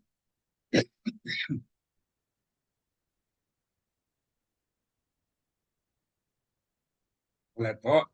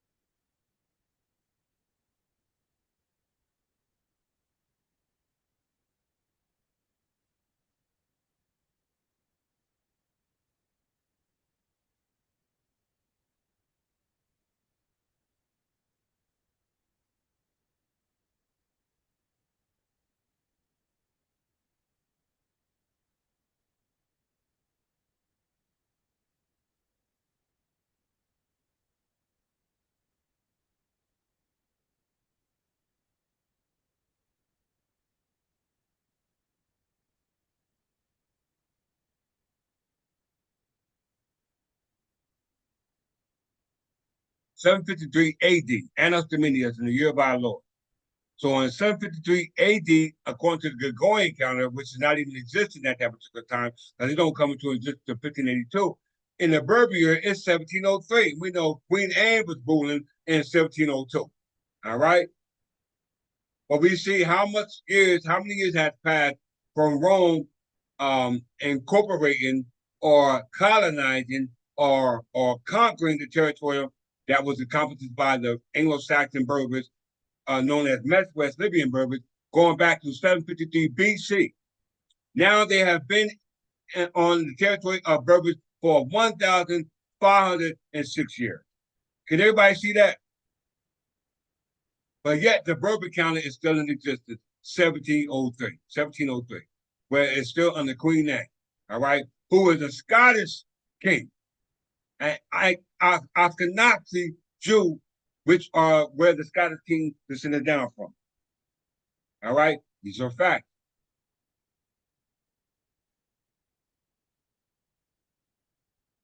So that means 1,506 years had passed from the founding of the Roman city under herb conditioner, in 753 BC.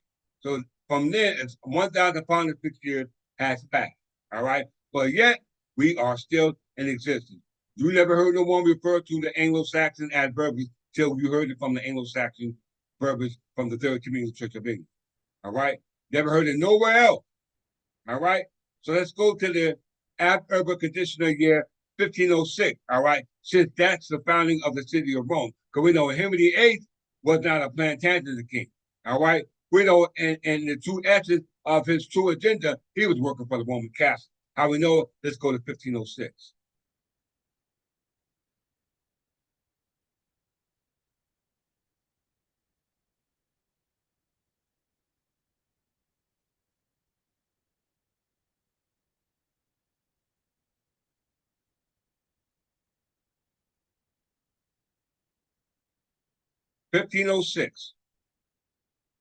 All right, it's actually 2,259 years has passed since Rome has set up shop on Berber territory, going back to 753 BC, with the 22nd, 33rd dynasty, the 22nd, 23rd dynasty, which were called Libyan Berber. All right, we know they were Libyan Berber because there was only three sons that were left from Noah: Shem, Ham, and Japheth. And we know Ham were Libyan Berbers, uh, Japheth was Europe, going back to the Ashkenazi Jews, which they inhabited, and Asia, which is symbolic of Shem. All right, but it says nothing about Libyan Berbers because Libyan Berbers is more affiliated with the eastern northwestern part, what we call Africa, and which is on the Atlantic coast, which is closer to what we call North America. All right, it's very important because, as I say, he who writes your books sets your timeline. So in the year 1506, which was under the Henry VIII, Henry VII, right? And Henry VII was the founder of what? The House of Tudors. Is also, he's ruling under what they call the English Regnal year. Prior to 1066, wasn't no English Regnal year because the English Regnal year prior to 1066 were Berber kings. And we know that Jews came in to England with William the Conqueror. So, and the true synopsis of what it is that we're saying, we can really say that William the Conqueror was a Jew. All right. Henry VII was a Jew. All right. They all worked under the Roman Catholic Church. All right. Not the English church, but the Roman Catholic Church. All right. So we see 2,259 years has passed from 100 from 753 AD. All right, from 753 AD, which in the Berber year will be 1703. All right, from 753 AD, which is which is 757 was 753 AD, which shows to be 506 years, 556 years had passed from the Roman invasion from 753 BC. And if you go to 1506, if you go to the year 56 OD, 56, 50, 50, so I'm stuttering. Year 1506, the year 1506 denotes to the Gregorian calendar, which also denotes to the amount of time that Rome had existed in Berber territory, which we will come to an amount of 2,259 years. Okay, but let's go back to 753 AD.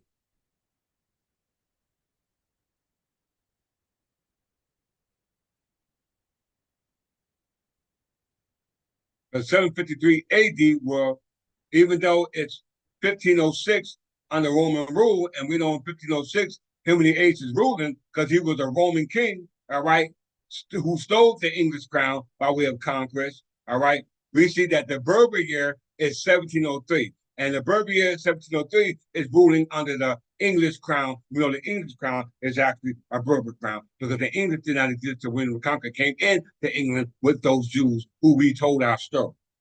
Okay, we must understand. Let's go to 1706, 1703.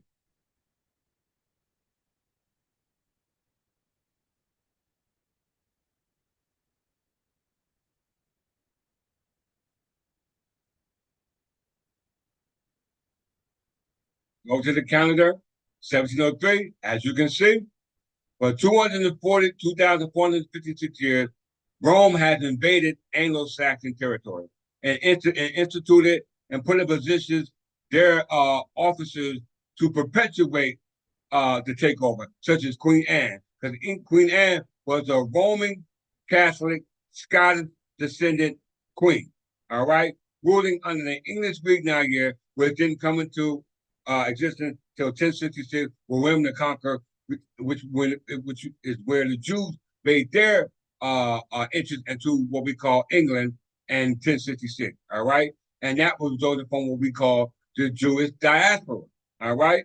And the Jewish by diaspora happened in the 7th century BC. And we know in the 7th century BC, the Berbers existed. How we know that? Let's go to it.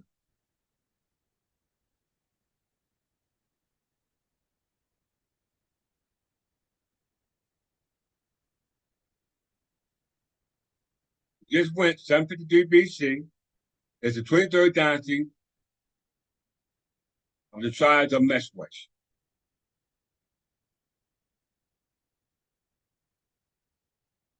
753, the 23rd dynasty of Libyan or Meshwesh Berbers. All right? Very important for you to understand that, because when we leave here, we're going to see Libya.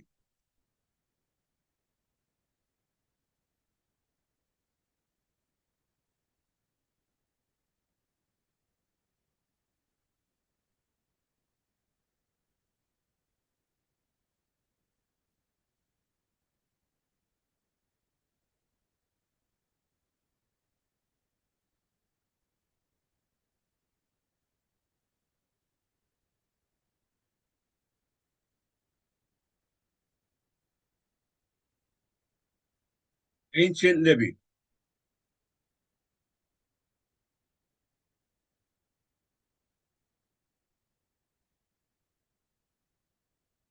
Ancient Libya.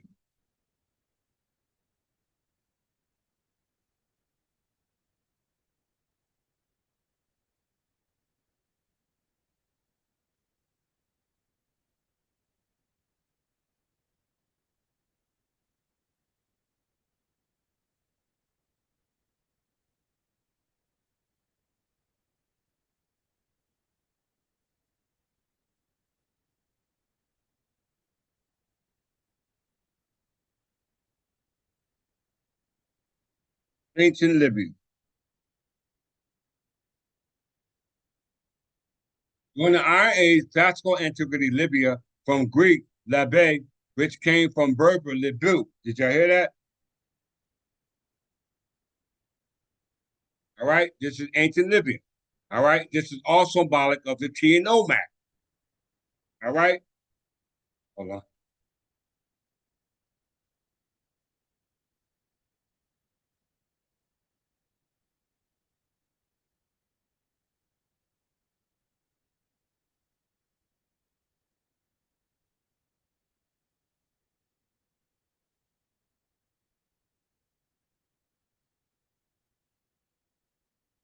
Ancient Libya during the Iron Age.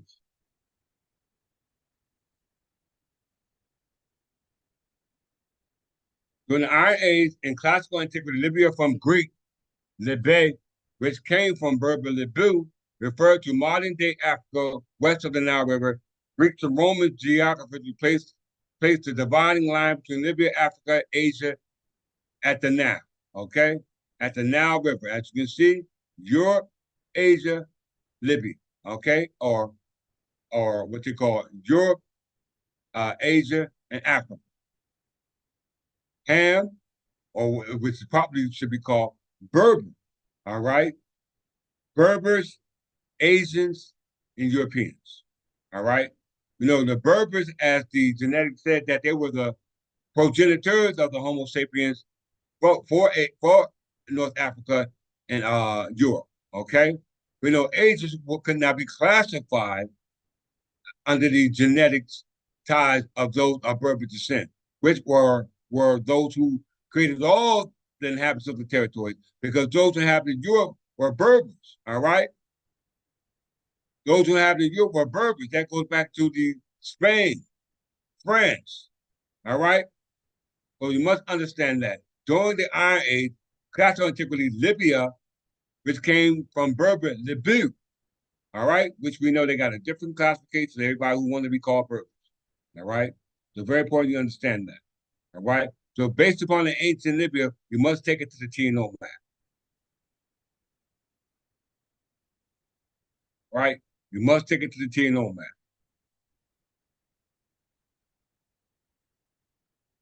And the TNO map deals with Europe, Africa, and Asia, but it does not deal with the Anglosphere.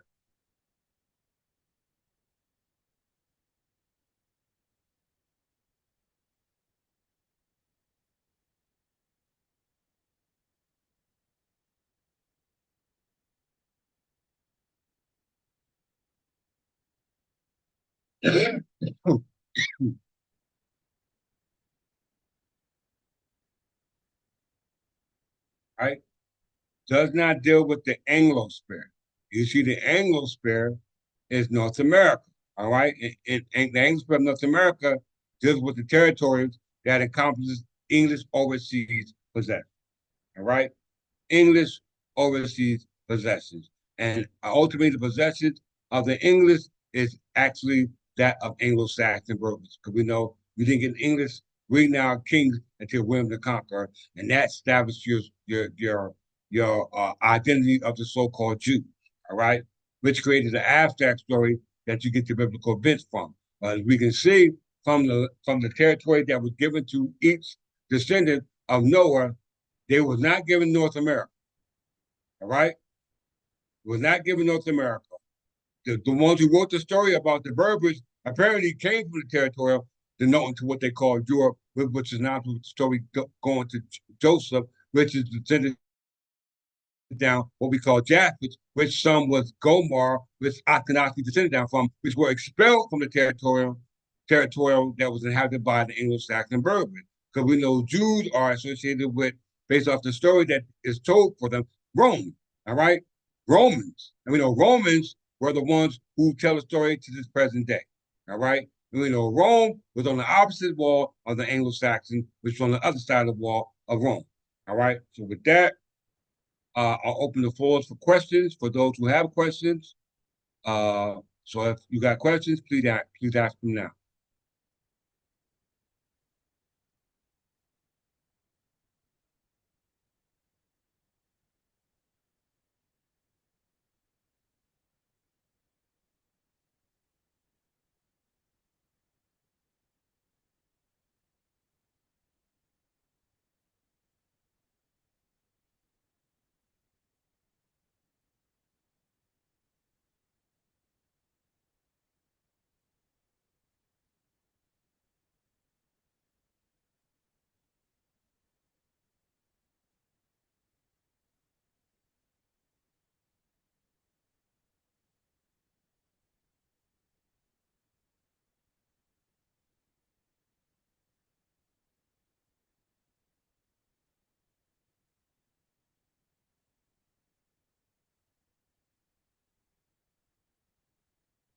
Sure. One more thing.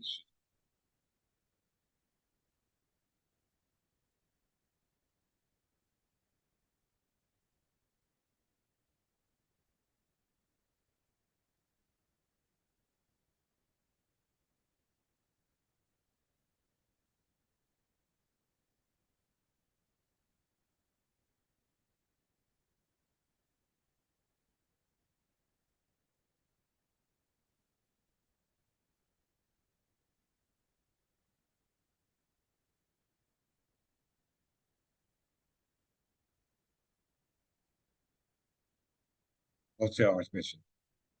So to qualify everything that was just said, based upon going back to 753 of the 22nd dynasty, the Berbers, who were known as West Berbers or Libyan Berbers, we know that from the founding of Rome in 753 BC, which starts their clock or their calendar, we know that it makes it all the way up to the time of Henry II.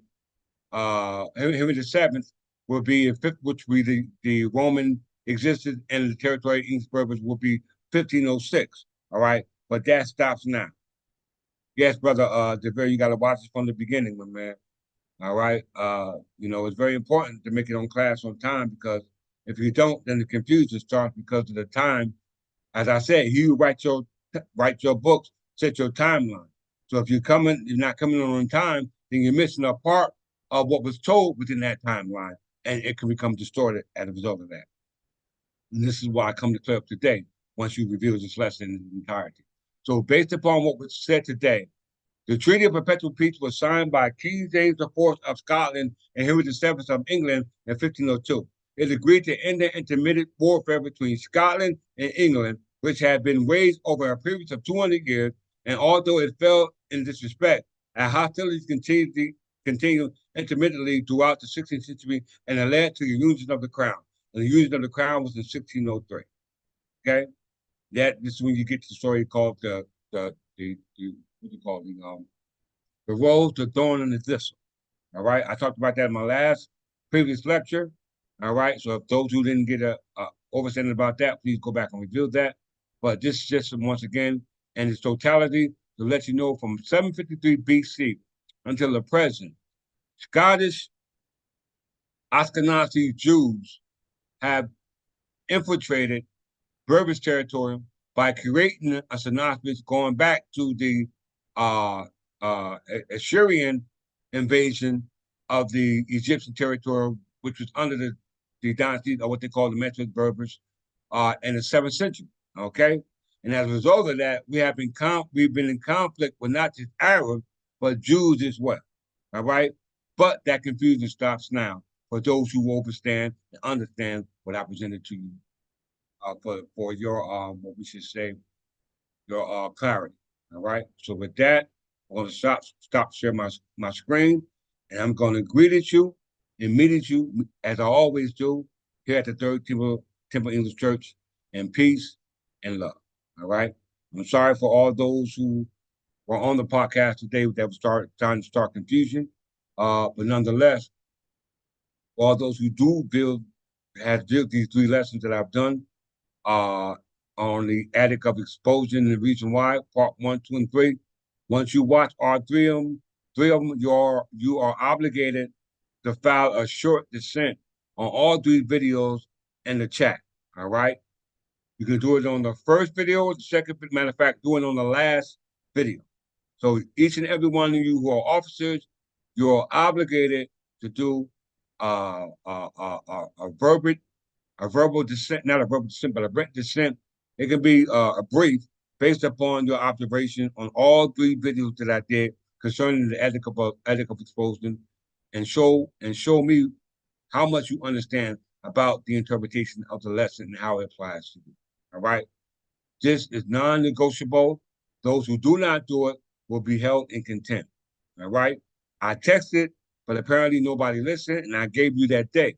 But I'm being lenient, and I'm letting everybody know that includes officers, that you ought to give a short dissent of all 3 videos once you watch all 3 videos. All right. It's imperative that you give it because it separates the wheat from the chaff. So with that, I greet you as I meet you. Peace